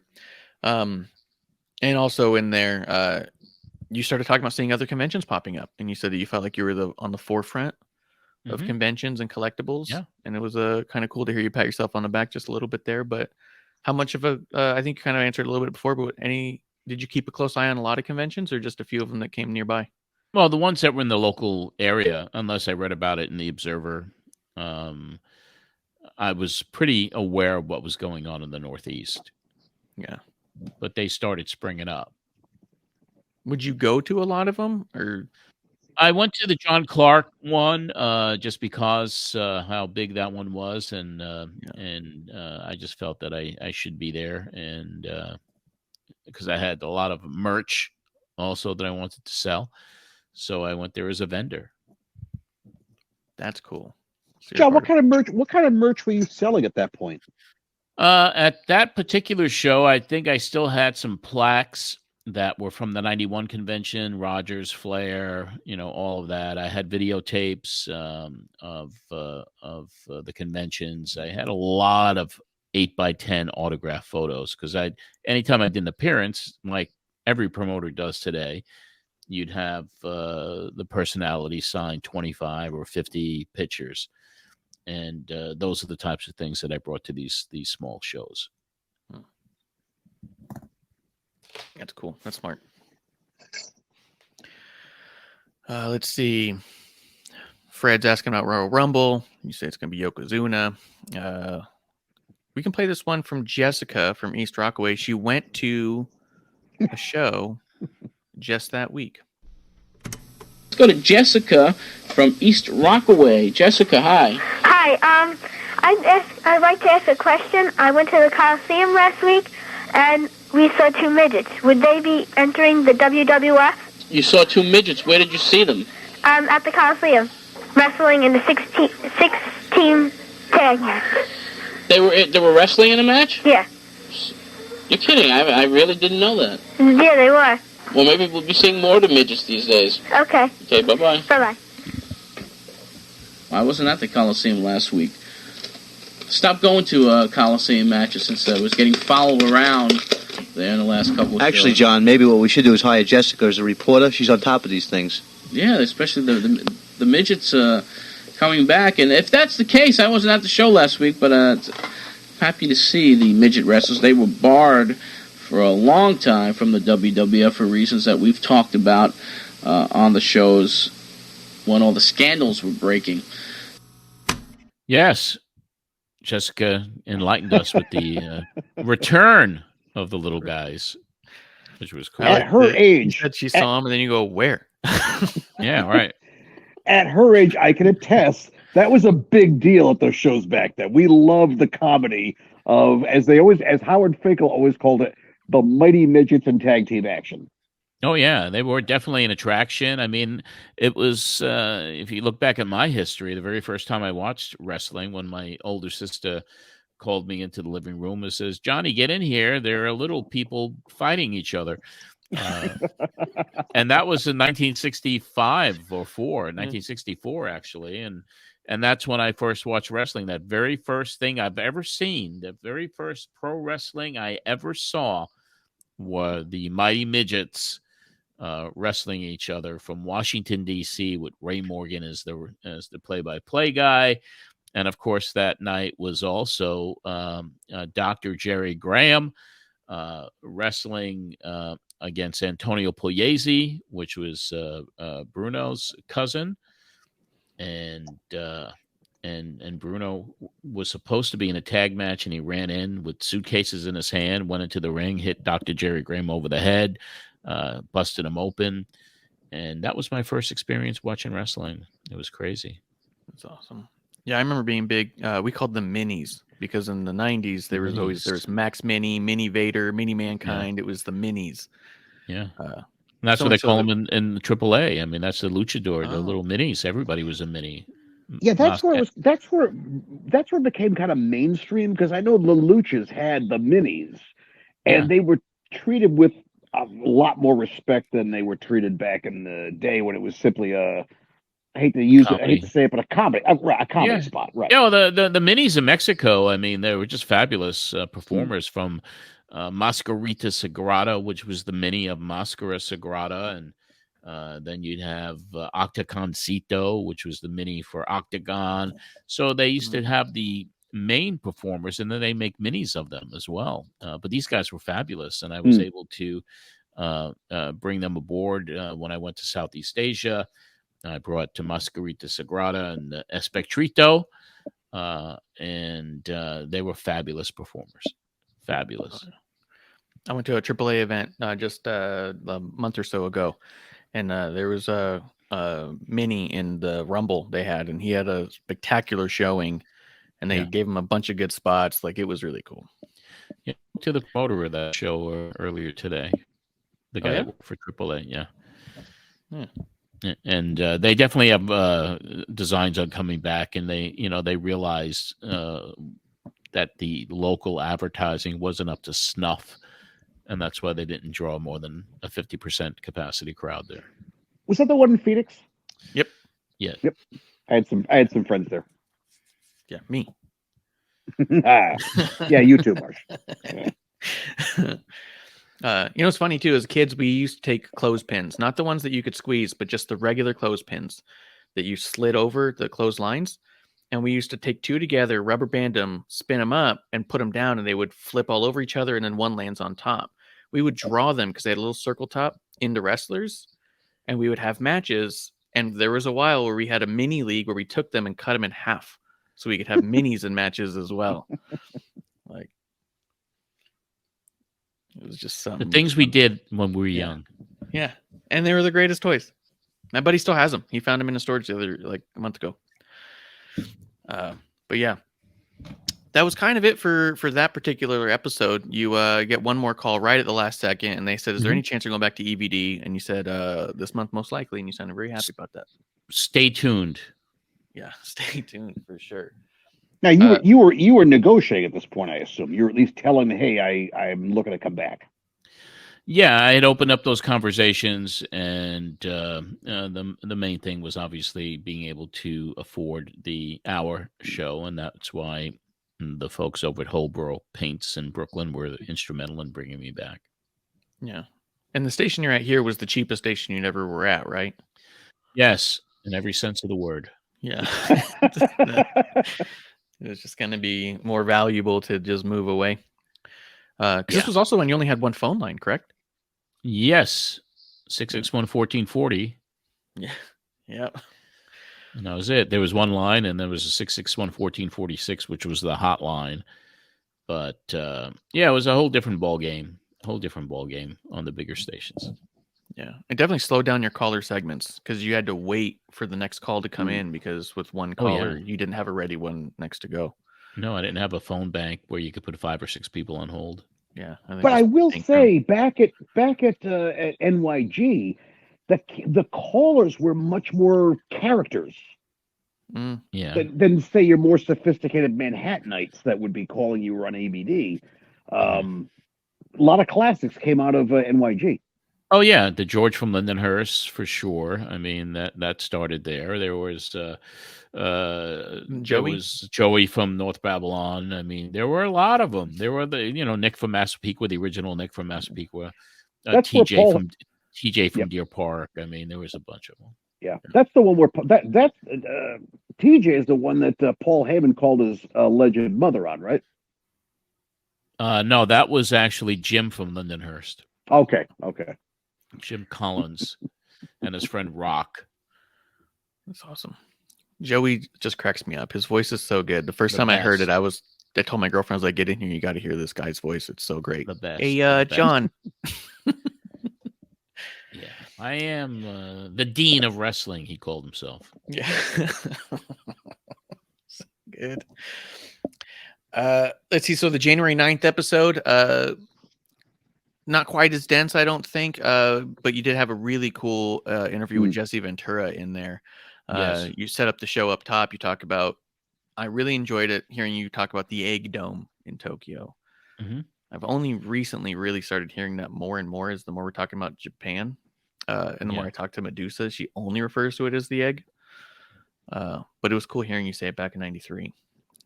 Yeah, that was a very historic venue. Still is. Yes, still still for is. Sure. My I guess, I'll ask you as we get going, because you do break down a little bit of that show. You said there's 63,000 people there, and then you said the gate was 4 million, and then you said that you believe McMahon was drooling over that, which was funny. We'd make him drool later on in the year, in August of '93, with the gate that we did out in Los Angeles for the AAA debut. The one That's right. We're coming up on this. We're coming up in '93. That's right. That's right. It's the third largest gate of the year in the United States. Yeah. Let's see. There's a few things I want to talk to you about what Donny Laible said, but let's start with him saying it. Donnie, are you there? Hey, John, having a good time this weekend here up in the Boston area. Sounds like you're as pumped up as the Ultimate Warrior used to be. Woo! I'm telling you, I had a heck of a night, but, as I'm looking at the TV at the new WWF show on the USA Network, seems more of a geared towards the little kids. They have two hosts in a studio that look more like things from the Tiger Beat magazine or something. Not much in a wrestling atmosphere. A younger host, I would guess? Yeah. John, had a heck of a time last night. I'm really anxious to get to this report because big night in Billerica, Massachusetts, outside of Boston. All-Star Wrestling, promoted by Wendell Weatherby, had a show at a high school. And when I tell you they had 1,300 people packed in there, they had 1,300 people.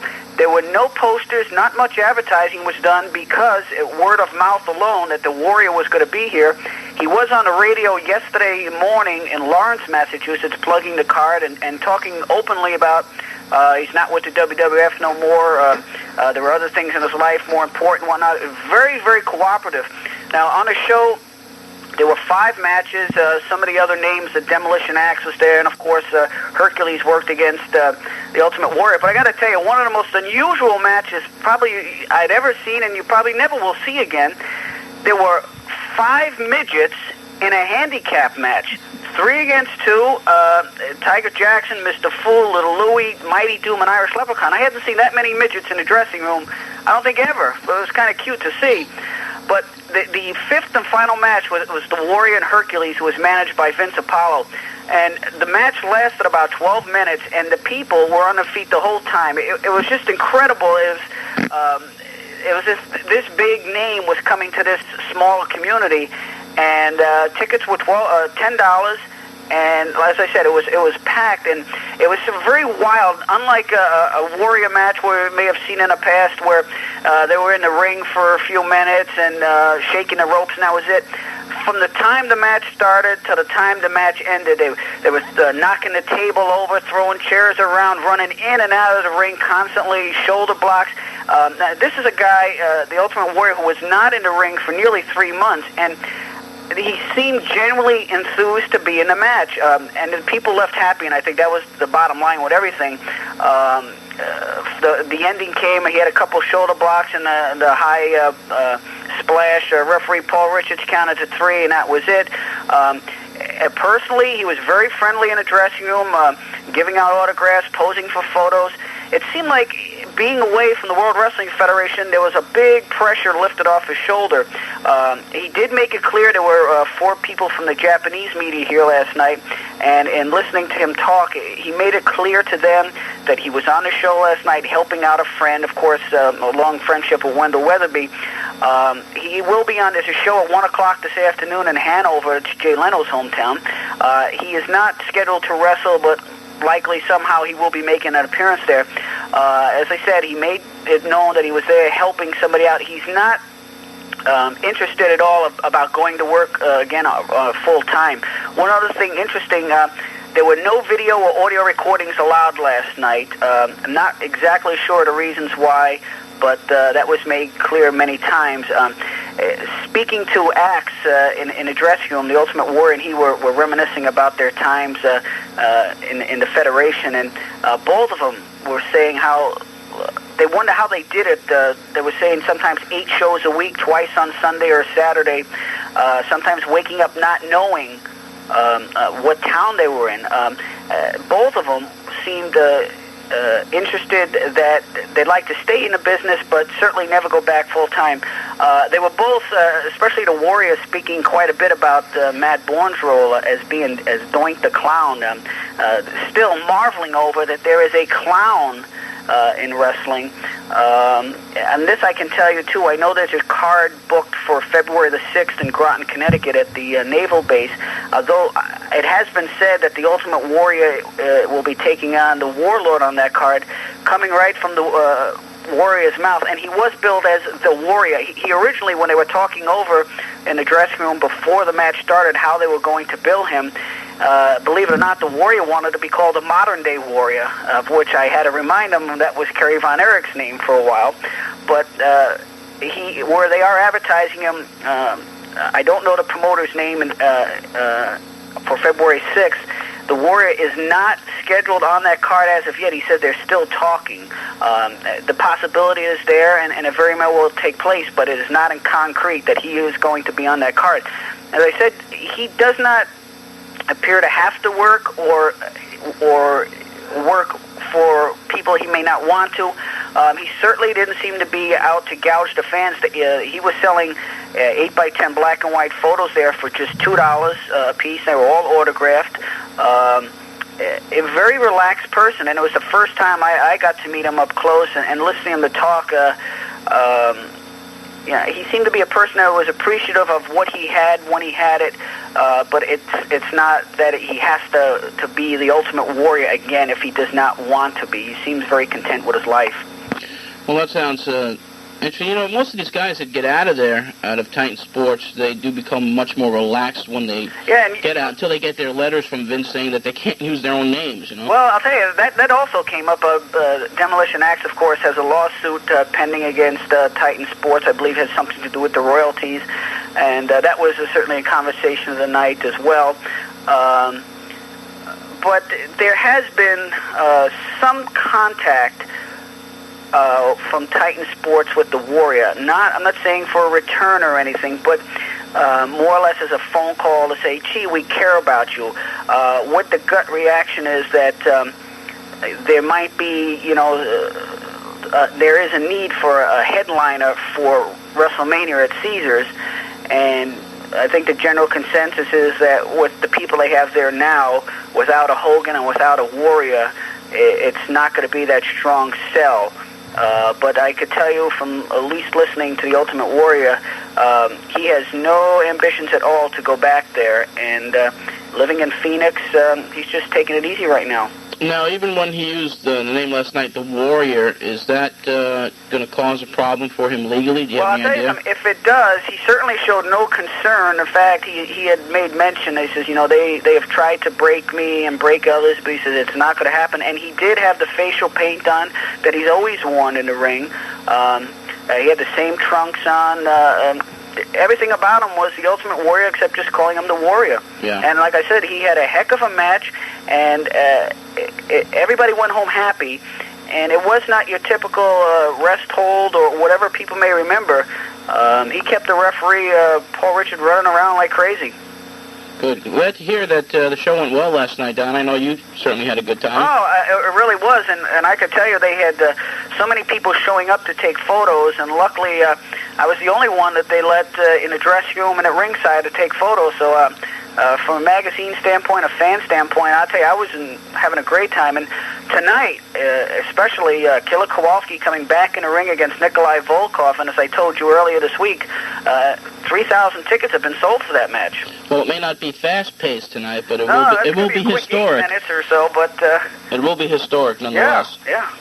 Well, that sounds great. You sound like you're having a good time, Don, and just wish Killer our best tonight, and Nikolai as well. I will, and Demolition Axe said to say hello to you.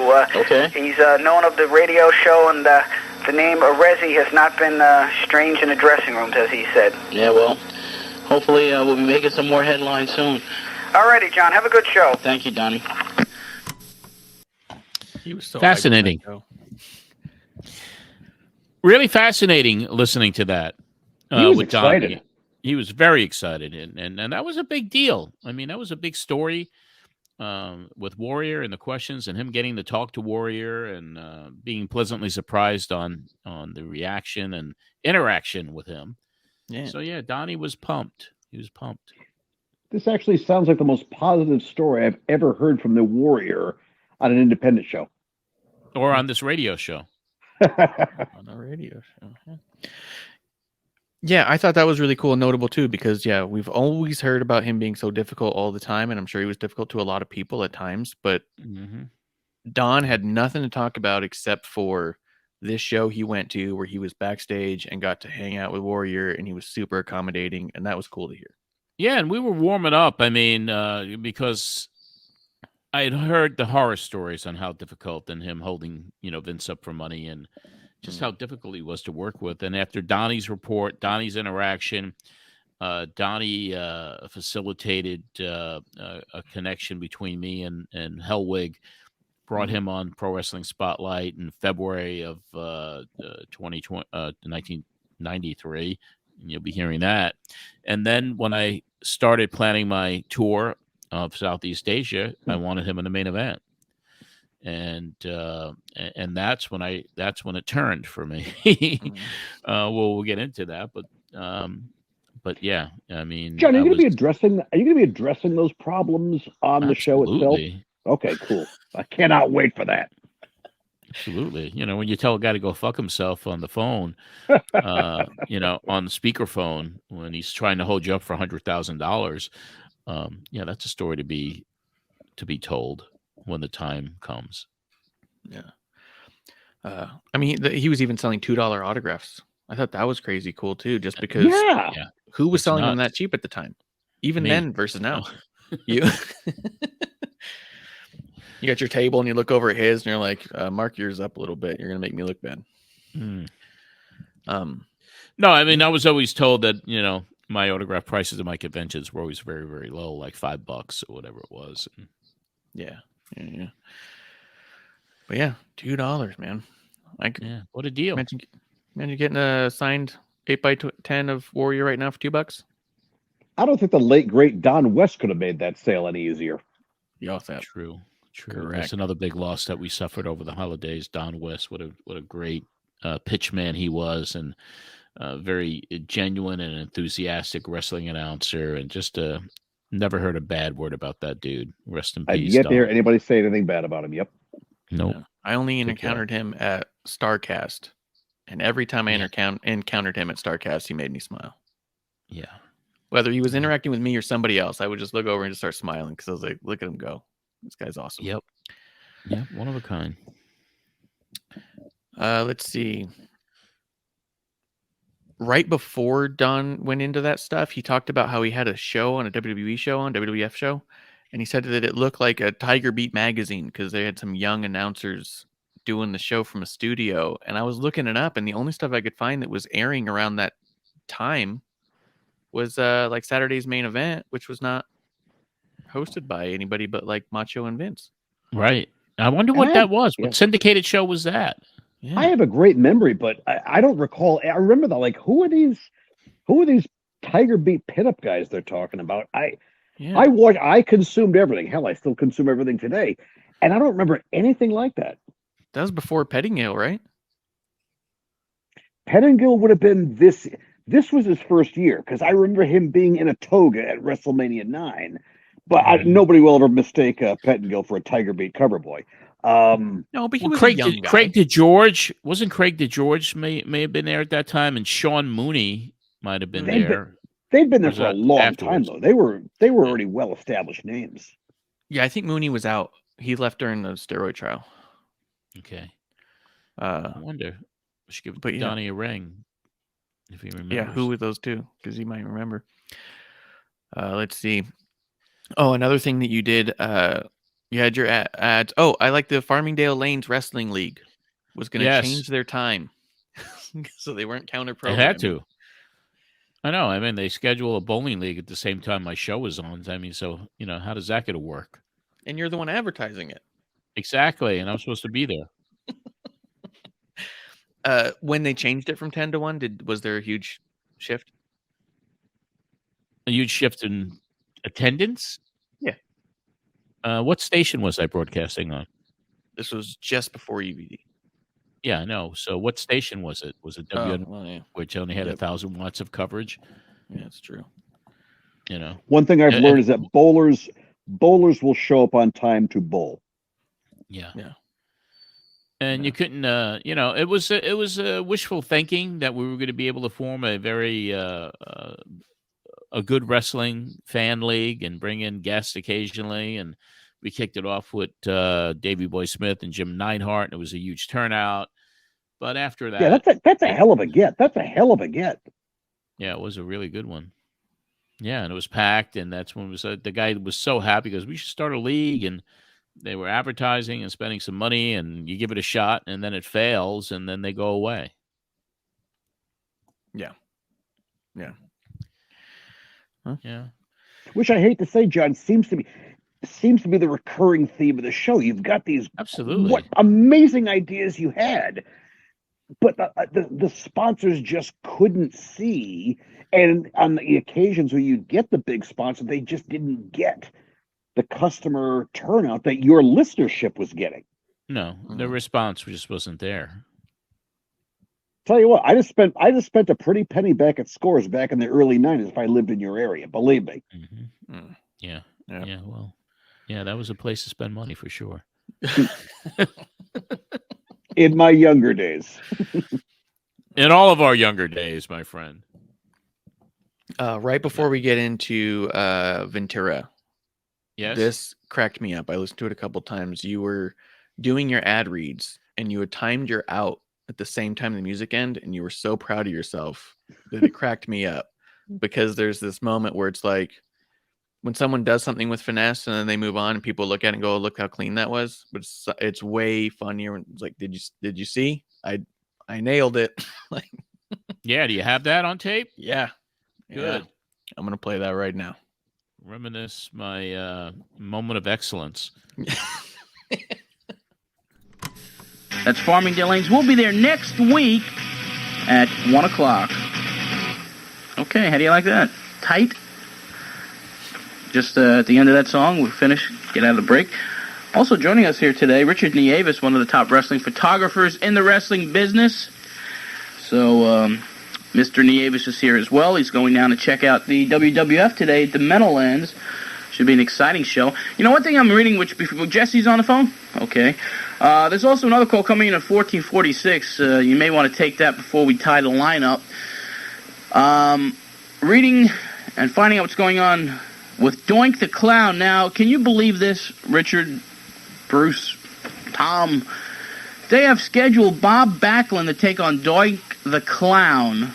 Now, Bob Backlund does not want to be associated with a situation like this, believe me, but this damn clown is making headlines, even taking on Bret Hart. We're going to get to our guest right now, Jesse The Body Ventura. Mm-hmm. It was a tight commercial break. And the chaos of your transition, trying to cram in so much stuff. You have Jesse Ventura on the line, but you had to make a dig at Doink. Just real quick. He can wait.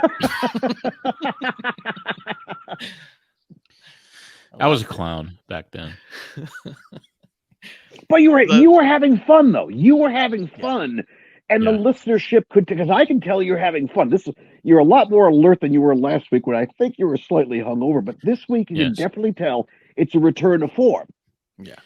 Yeah, and that was partially because I had a big story that I was about to break with Jesse Ventura. It was a story that that really changed a lot in the ways that performers got paid with videotape royalties, and Jesse was the guy who was instrumental in winning a lawsuit that would allow people to get paid royalties.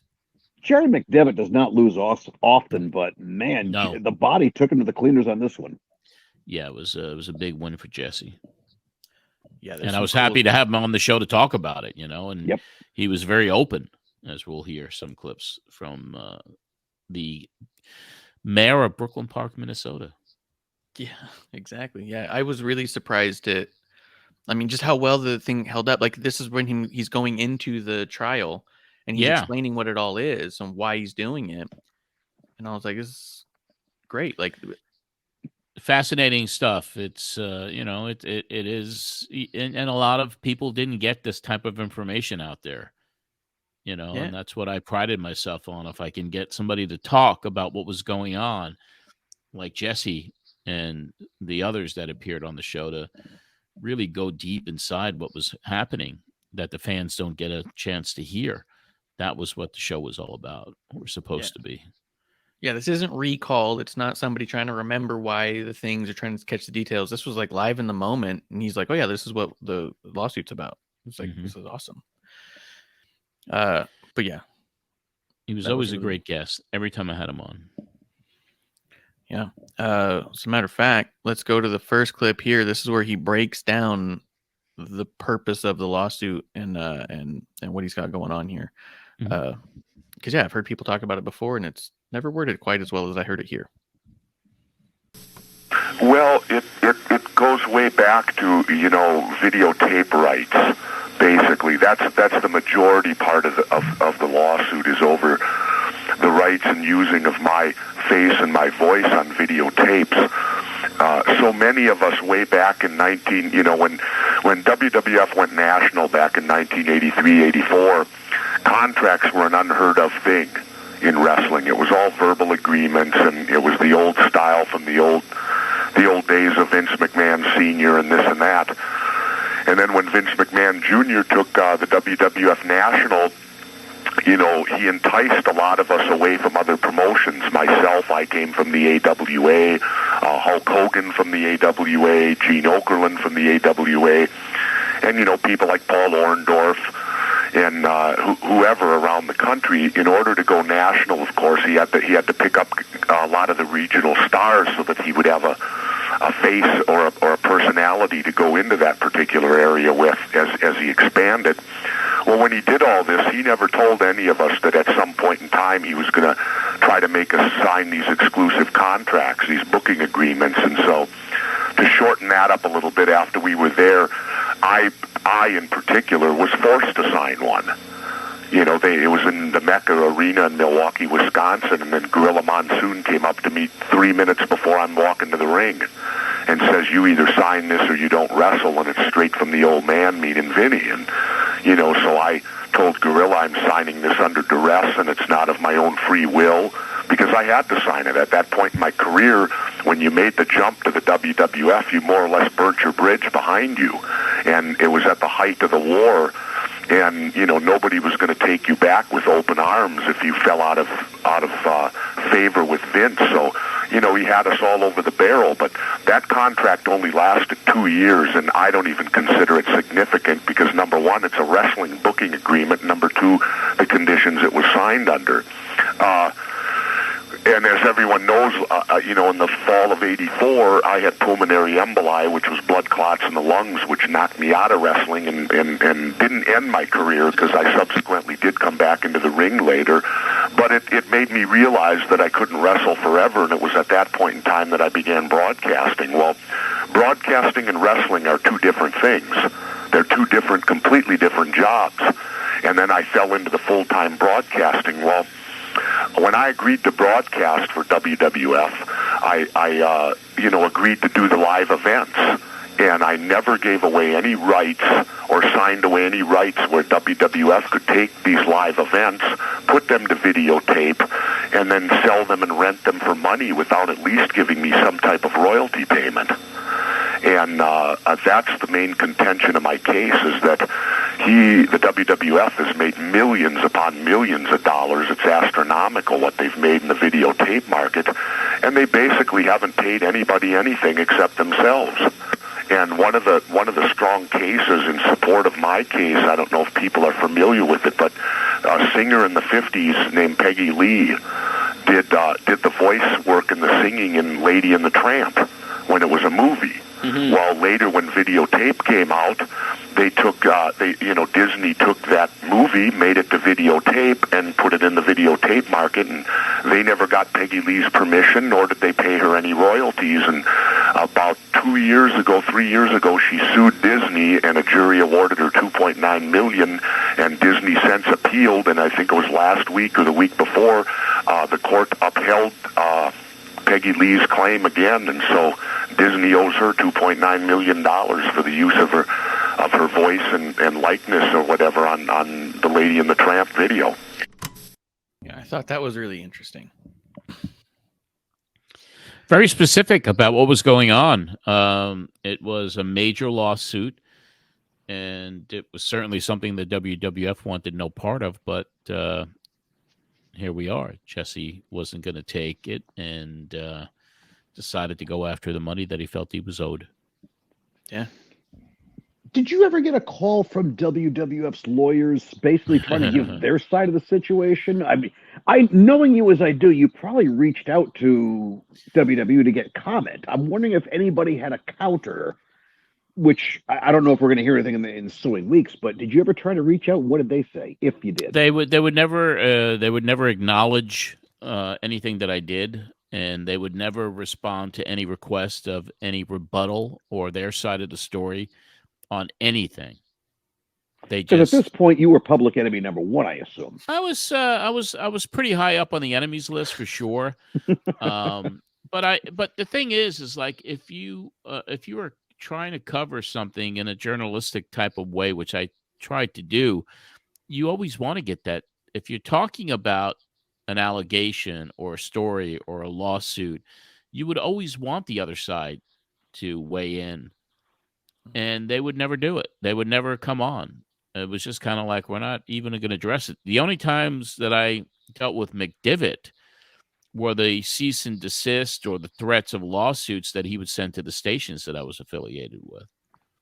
And not even to me personally, but he would send, like the WEVD, they would get letters about potential litigation. That's why there were strong disclaimers that had to be put on the front end of those WEVD shows about the views expressed on this show. Yeah, exactly. Yeah, exactly. They weren't the views because they wanted to limit their liability. So if there were any lawsuits, and at the time the WWF, I mean, they knew that you can't get blood from a stone, as they say, and I didn't have any resources, so who were they going to do? They're going to try to sue me for what at the time? Yeah, take my freaking Ric Flair autograph plaques. What else were they going to get? But it always disappointed me, especially as the show got more serious in nature with the serious allegations that were taking place, especially the scandals, that they would not respond. And even in 1990, when they started their steroid policy and they didn't invite wrestling media, and I had to sneak in and confronted McMahon and all that stuff that we've covered on the show, it was them thinking that they can get away with anything and not having to respond to a show like mine. Did those only come through when you were talking about stuff that was currently in litigation? As far as those types of letters or what? It was when there was there were things that would be uncovered, allegations that you'd get that type of response, and but it wasn't like I know for sure the show was being monitored, especially on EVD. NYG, it was like who can even hear it. Right. But EVD, I mean, whether it was Howard Finkel or whoever was taping the show and delivering it like he did the Observer and the Torch to the upper executives at the time. Did you ever talk to Finkel? Yes, I have. I talked to Howard. He knew who I was. I knew who he was. He was always nice to me. Always. Yeah. That's cool. That's another guy I've never heard a bad word about. No reason. I mean, he was a great guy. Super guy. Yeah, and all I've ever heard is that everything he ever did just expressed his love for wrestling to anybody that was around him. Yep. Yeah. Loved the business. Yeah. That's cool. I was just wondering because if he was listening, it'd be cool if he ever told you. He probably wasn't allowed to actually admit that. Well, but like he says, there was the famed Finkel report where it was always what you should know what's going on everywhere else, and yeah, he probably couldn't give him a pat on the back and say good job with that last one, but if it's I'm fully aware of who you are, there's not too many ways he could have known who you were. The last clip I have for Ventura, because the full interview is on Patreon. In the archives, but the last clip I have is because it's been 30 years, and like I've said from the first time I started listening to your show, we're talking about 30 years ago, and you can't tell if there's no date that we're talking 30 years ago. And this is one of those things. This is where he talks about independent contractors in regards to wrestling. Now, he's also stating that the wrestlers are independent contractors. If you're an independent contractor, that means that you should be able to work for whoever you choose. Oh, absolutely. That's another false thing that, has been perpetrated. That's even been perpetrated even longer before Vince McMahon Jr. I mean, if you're a legitimate independent contractor, legitimate in the government's eyes, you should be able to work for the WWF this week and with WCW next week if you wanted to. Right. Because an independent contractor, as the law states, it means you're in business for yourself and you contract for yourself, which means if you were a wrestler and Vince was running a wrestling show, say, in Milwaukee next week, and you could work that show, and then if WCW was running a show down in Atlanta 3 days later, you could contract and work that show. And I'm very confused as to how they get away with that, of signing people to exclusive contracts, and I know why they do it. They do it so that they don't have to pay income tax, because it's much cheaper for the company to hire an independent contractor and write it off than rather than have an employee-employer relationship where certain benefits and certain rights then have to exist. Yeah, what a point of contention to this day. Yeah. I will never be the guy to defend McMahon and his business practices, but these guys, these independent contractors who sign with him, they know what they're getting into. They're willing to accept the money. And I know in business, because my father owned a very successful business for almost 50 years, 40 years actually. If you hire an independent contractor or consultant and you sign them to an exclusivity deal, they know what they're getting into. Yeah. Yes, the whole medical, they don't get medical, they don't get workers' compensation, but there are independent contractors that are contracted for long-term work, which is what it sounds like Vince was doing at this. It was a nice loophole, but I will always contend that the guys who were signing those deals, they knew what they were doing. Let me ask you a question. With your dad's company, right? Yeah. Were there insurance? So there was a lot of insurance companies, right? Yep. Lots of them, thousands of them. Absolutely. How many WWFs were there? How many places were there for guys to work? In the insurance business in the 80s and 90s, locally? Well, I'm talking about wrestling now, because in insurance companies, obviously, there was a lot more opportunity if you were an independent contractor and signed to an exclusivity deal. In the wrestling business, right? Where were you going to work? Especially when Vince put everybody else out of business and there was no place else to go except for WCW. There was no, so it was more of a monopoly situation.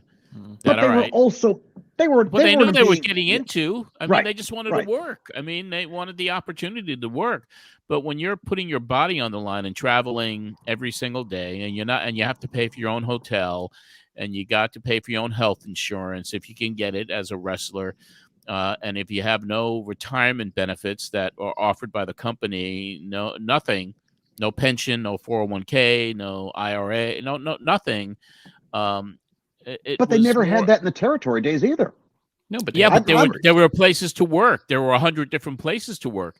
So let's say if you were doing your run in the WWF or WWF or the WWF for the most part, and then you're done with your run, then you're going to go to Los Angeles, or you go to San Francisco, or you go to Oregon, or you go to Dallas, or you go to Florida, or you go to Mid-South, or you go all of these places where you could spend, 6 months 3 to 6 months and then go to another territory. There was always places to work where you made a living. But, True, but at this particular point, if you are signed to WWF, you are I assume you're the highest paid of the highest paid in your industry. And to me, why would you want to work an independent at that point if you're making that kind of money? Yeah, if you're not under WWE contract, hell, rent yourself out to. Well, because you had the power of choice. Yeah, prior to the national growth, you didn't have you could get comparable money in different territories. Once he went national, there was no more comparable money. But you signed that deal knowing you're making the big money. And my contention was, if you live in Milwaukee and you were lucky, yeah, what's that? If you're lucky, you're getting the big money. Because they signed contracts that really would only guarantee them like $100 or something. I mean, if you signed an agreement, you weren't guaranteed anything. There weren't even downside guarantees in the era that we're talking about. As Pritchard likes to say, you were guaranteed an opportunity. Guaranteed an opportunity. Yeah, but you also could feel cornered. Very selective opportunity. Because you don't have that other opportunity. You do 5 years on WWF TV. You can command a look. I'm sure with the Ultimate if you Warrior, use your name. Yeah. Okay. Own your name. Again, no, I mean I hear exactly what you're saying, but I just knew that. All right, you go in and you're not your name anymore. You're someone else. You're not Kerry Von Erich. You're Texas Tornado. Even though you get massive TV exposure, and then fans know you as Texas Tornado. If you had another territory to go to, you can't use Texas Tornado. You can't use Ultimate Warrior. You can't use any of the names that were given to you by Vince McMahon when you signed the agreement, and that's why he changed everybody's name that came into the territory. Ric Flair an exception, but for the most part, 90+% of anyone coming into the territory would have a different name and a character developed for them, so Vince could own the intellectual property. I consider that very smart business. Well, it is. It was smart business for him. For him, yeah. Was it fair to the performers? I don't know. You had to bill somebody who's formerly known as Doink. Yeah. Matt Bourne, formerly known as Doink, or whatever, Tugboat, whatever the names were. Just you go down a laundry list of them. But hey, listen, I always was a proponent in the wrestling business of unionization, of benefits for these performers. I mean, look at the way other sports are. I mean, even MLB and the NFL to a lesser extent. But and it's changed today. I'm not saying that it's the same, because now everybody's doing really well, and there were different clauses and laws. True. And yeah. The way the deals are structured today and the guaranteed contracts that guys get. It's a whole different ballgame. When you're talking about 30 years ago, when there was one guy, and then if you were lucky, if you were in WCW, there were 2 places to work, really. And that was it in the United States. And then, unless you do the high school shows, and if you're a headliner, you're going to get $500 if you're lucky. And if you're in an opening match, you may get $10 or $15 or $20. Yeah. I always think it's amazing. A union would not have helped those guys. A union would have been detrimental to those guys. Yeah, that's why they're Vince. Yeah, and anybody who tried to start a union and was summarily dismissed, as Jesse Ventura tried to start a union and then was stooged out by Hogan to McMahon. Mm-hmm. Anyway, it's good to talk about this history, and the things, and I love the differences of opinion too. Yeah, Billy, I'm not defending McMahon. The guy is probably grade A scumbag, as we've learned over the last year. But I'm just saying, as we learned today, it takes 2 to tango. You sign that deal. You sign that deal. You knew what you were getting into. Yeah, I'd love to hear Vince do a podcast. I know. That's why is he? That's what he needs to keep busy with. Yeah, maybe Conrad could sign him. Yeah. I mean, I've been an independent contractor. I've been in a union. I've not been in a union. I've made decisions to not sign an independent contract. I've made decisions to sign one. I've made decisions to leave a union. I've made decisions to join them. I do think that it's particular to people and in those moments. So the thing that's unfair is that that's not a choice that they're given. You know what I mean? Like, just from that perspective of really helped Vince, and then a lot of other people ended up in a lot of bad situations because they didn't have options. There were always lawsuits. Why couldn't he just give people royalties for videotape usage? Why, who knows? And everything was always selective too, even the way you got paid. It wasn't like you didn't know what your payoffs were, even in the good days. You would I hear Mick Foley talking about it on his podcast. He's on these shows and he sees his payoff and he goes to Jim Ross and he's like, how come I only got this? And so it was always selective on what you got paid. There was never a formula like, all right, you're in the main event, you're going to make this amount of money. It was always kind of like, all right, you're getting paid this. And if you're in the doghouse for whatever reason, maybe your payday wasn't what it should have been. Yeah. Sean Rollins talked about it a few times, going out over there to get his pay bumped for certain stuff, Yeah. Go ahead, Anthony. Sorry. I was going to say, Art Anderson tells a funny story about how his paycheck was never better than after he gave Vince his notice. And he speculates because Vince wanted to show him, see what I can, see what you're walking away from. Yeah. And then Arn ended up going back to the nightmare that was WCW 1990. So yes, indeed. No, an interesting, fascinating business. It's unlike any other. That's why I love doing this. I mean, I love going back 30 years just to kind of even, listen to all of this stuff and then have these conversations about one of the most unique businesses in the history of the country, obviously the wrestling business. And a lot of people, most people don't understand it. Yeah. Because it doesn't make sense. Is it sport or is it theater? You know what I mean? Like, even theater has options. Sport has options. Like, it's really weird that it's all these things and somehow so mysterious. Mm-hmm. I think it's safe to say there's no other business in the world like it. There isn't. For sure. All the entertainment companies, music, movies, television, it all has its shady side of it. But the wrestling business, man. And it's probably the one business more than any other that that social media is just a wasteland of attacks and ugliness and absolutely, it's bad. But yeah, if you want to hear more about the Jesse Ventura stuff, he talks about Barry Bloom, how he got Barry Bloom involved in wrestling, how he leveraged Barry Bloom because he was offered the role in Running Man while on set for Predator. And so he gets into those details, talks about when the trial is supposed to be, and talks about his relationship with WCW still being positive. But all those details are in the full version. Yeah, and what I want to start doing too is I'm going to start for the patrons especially is to put shows up maybe even earlier, a week even earlier, because I'd love to get feedback and I'd love to get questions from everybody out there who listens to the show and to ask whatever questions you like. So, in the next episode, I'll give an email address or a hashtag out, and I'd love to get everybody's feedback. I mean, I want to hear from everybody out there, what their questions are, what their comments are, what's good about the show, what's not so good about the show. As we get into a pivotal year like 1993, covering 1993, there's going to be a lot of interesting stuff. I mean, it's a news-heavy first quarter, that's for sure, with Andre's death and Kerry Von Erich's death and Paulie's firing. There is a lot. This stuff here, there is a lot of news that's going to be coming out of this podcast and these old shows from 30 years ago in 1993, the move back to EVD.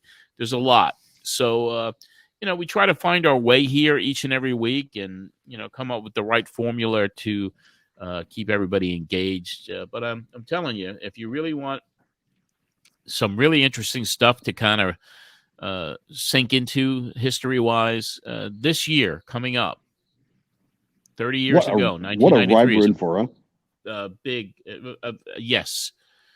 Eric Bischoff coming on the show within the next few weeks. And, from 30 years ago, I have to say. But there's so much of it that this will be a really interesting ride this year for everybody. Yeah, absolutely. I think it's awesome. You break down a Tokyo Dome show The amount of I was going to play the clip, but I think that we'll go ahead and save that one for time's sake. But you break down the whole card, who beat who. Every single match had somebody that I recognized from American TV. Yeah. When I was that the January 5th? Was that the January 5th, the annual show that they loaded up? Yeah. I think so, yeah. Yes, it was. Yes. Yeah. When I look at, even Wrestle Kingdom this year, you don't see that many Americans in their shows nowadays. Was that as common back then, or was this just a super show? No, it was common to have the big stars, to have them loaded up. That many? It may not be prominent like it was years ago. These days, I think on this Wrestle Kingdom, wasn't this the one where Sasha Banks makes an appearance too on January? Yeah, Mercedes Moné. Yeah, Mercedes Moné. Yeah. You know the best part about Wrestle Kingdom was? The best part about Wrestle Kingdom, we had a Canadian battling an Englishman in Japan for a United States title. Interesting. Did you see the show?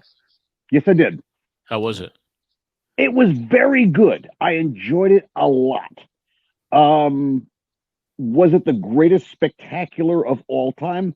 No, despite what I'm sure you're going to be reading about in newsletters next week. 19 stars should not be assessed. It was very good. I enjoyed it. I don't regret 1 second watching the show. No, good. Unless you are Mercedes Moné, who I don't know if you've seen the clip, but man, she botched her first move in New Japan Pro Wrestling. Oh, it was bad. It's on Twitter. Believe me. Butterflies painted on her head or something. Yeah, it was fire. It was flames. Yeah, it looked like butterflies. Yeah. I'm telling you, it's flames. Is she going to AEW, you think? You think she's going to go down there? If she is, not right away, because it's funny. Last week and the week before, they were pushing that Saraya, formerly known as Paige, was going to have a mystery partner show up in next week's Dynamite. Right. And I think with the hype, I think people were expecting it to be Sasha Banks, Mercedes Moné. But last night on AEW, they made it clear it was going to be Toni Storm. So they said it. Yeah. So I think they were afraid that people are going to tune in expecting to see Sasha Banks, and when we don't deliver it, that's going to create some backlash. So they went right ahead. They pulled the rug out. They're like, it's going to be Toni Storm. Go from there. Yeah, because I heard the rumors too. I mean, I'm sure you did, Marsh, as well. You heard the rumors that she's going to be on AEW TV next week and teaming with Saraya. Yeah. And that would have made sense because she would have been the two WWE superstars going up against AEW. It could have been a nice little faction that was put together. But who knows? Maybe it's a swerve, but maybe it's not. Who knows? All I know is the thing I enjoyed most about AEW's TV show yesterday was hearing MJF talking about his best friend, Jim Cornette. The real men such as Disco Inferno, Eric Bischoff, and Jim Cornette. That was kind of cool. That was fun. I'm looking forward to hearing Cornette's show to hear about him talking about that. But anyway, I mean, this is a long one. I mean, this is a super long show today, just because we have 2 weeks to cover. But we'll get back to regular format next week. Yeah, absolutely. Yeah, I only had one other clip. It was a call from a kid that I thought you handled really well. That was fun. And then right after you are putting over Mickey B, and you bring him on for just a second to talk about Elvis. And that's just like a minute 30. So I thought we could play that one. And let's hear from Mickey. Rest his soul. Let's go to Jesse from East Rockaway. Jesse, you're next. Hi. I'd like to ask a question. Do you think that Bret Hart and his brother will be a tag team? They may tag now and then. Did you see Owen Hart get beat up today yet? What? Owen Hart's going to get beat up today, on TV. He is? Yeah, Razor Ramon is going to clean his clock. Uh-oh. I know. And the other question is, Billy Jim, do you know what happened to him? Yeah, he works for Coliseum Video. He travels around to all the video stores promoting the WWF's videotapes. Okay, thank you. And can I just say one more thing? Go ahead. Hi to my friend Billy in Point Lookout. There you go. All right, thank you. Bye-bye. Bye-bye. Okay. Hey, Billy, Point Lookout, give us a call. 661-1440 is the number to call here at the program. And coming up next, in just a few minutes, Mickey B and the Jukebox Review. And understand today's like a tribute. Is it today a tribute to Elvis Day, Mickey? Tom, if you turn, let's see if we could speak to Mickey B for a second. Something. It's amazing what happened with Elvis. I mean, they sold out like 300 million stamps in a day. It's unbelievable. That's unbelievable. See, they wouldn't make a stamp about me, but I couldn't fit on the stamp. That's the problem. 44 waistline will be hanging off the sides of the stamp. But we're going to have some impersonators today. Elvis impersonators? Yes. They'll be calling in. Some will be coming down here today, as well as the Lords are coming by. Some great acapella back to the 50s and 60s. Love wrestling, love doo-wop. John Arezzi. Your show is just out of this world. That's a pro spotlight. I return the compliment also. And Captain Law Biden on the whole thing. Yes. Thank you, Mickey.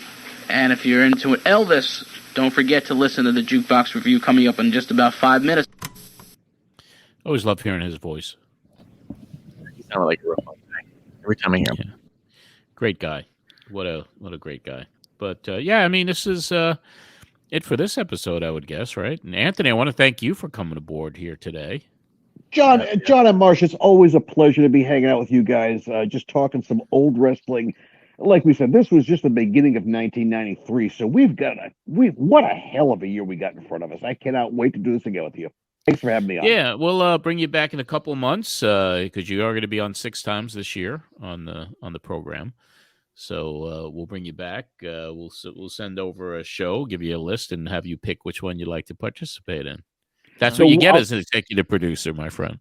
I'll tell you, I got to make sure I'm on the episode where you talk about the WCW debut in New York City, because I think that was the first time you and I were ever in the same place at the same time. Of course, I didn't know you at the time. You didn't know me, but we were both at that debacle. I cannot wait to talk about that. Yeah, maybe that's a good one for you to bring you on, because you were there, I was there, and we could give it a nice review. And Marsh, you weren't there. You were born at that time, I think. No clue. He was lucky to not be there. Yeah. That's awesome. Yeah, well, Anthony, it's always a pleasure, man. It's good to see you, and thank you for all your support as always. Love it. Thank you again. Thank you guys for having me on. This is one of the best shows in all of Podcast Nation. The best Patreon for your buck, guys. Just subscribe today. It's well worth it. Thank you so much for your time today, and it's good to see you, my friend. Be well. Yeah, thank you so much. All righty. Yes, Marsh. Here we go. 1993.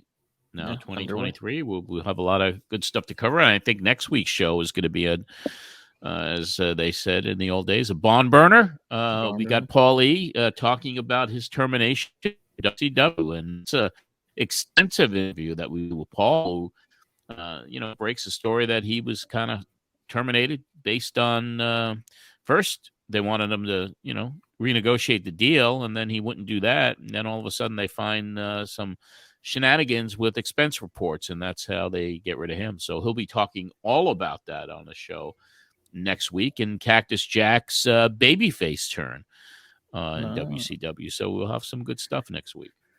Yeah, I'm excited about that one. I was reading up about when Paul left, and then my first thought was, I can't wait to hear him break this down in the moment with you. Yeah, there's a very serious Paul Heyman on the show. Not a jovial, not a funny, sarcastic.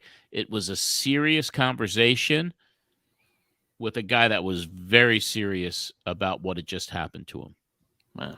Yeah, that's going to be awesome. It's going to be great. Good news. You can find all this stuff on youtube.com/Pro Wrestling Spotlight. You don't have to do like Bruce from Bayside, where he had to turn his radio just a certain way to be able to hear your show. You can go ahead and find us at any podcast platform. Yeah, and we hope you do that. And if you're listening on Apple, give us a 5-star review. That always helps us. And this is going to wrap up this edition. Marsh, I want to thank you so much for stepping up and doing this show. And we will be covering more of this history. We will relive it right here on this podcast each and every week, and it'll be a great year. So keep listening each and every week, and you're going to hear a lot of history relived right here on the Pro Wrestling Spotlight. That'll wrap up this edition. Don't forget to check out the public page. We are on Facebook. We're on Instagram at John Arezzi. We are on Twitter at John Arezzi. And, of course, as Marsh said, we do have that YouTube channel as well. So look for us on all these platforms, and you'll be able to relive the history with us each and every week right here. Marsh, thank you so much. Thank you. All right, and we'll see everybody. We will relive more history with you next week. Until that time, this is John Arezzi for the Pro Wrestling Spotlight.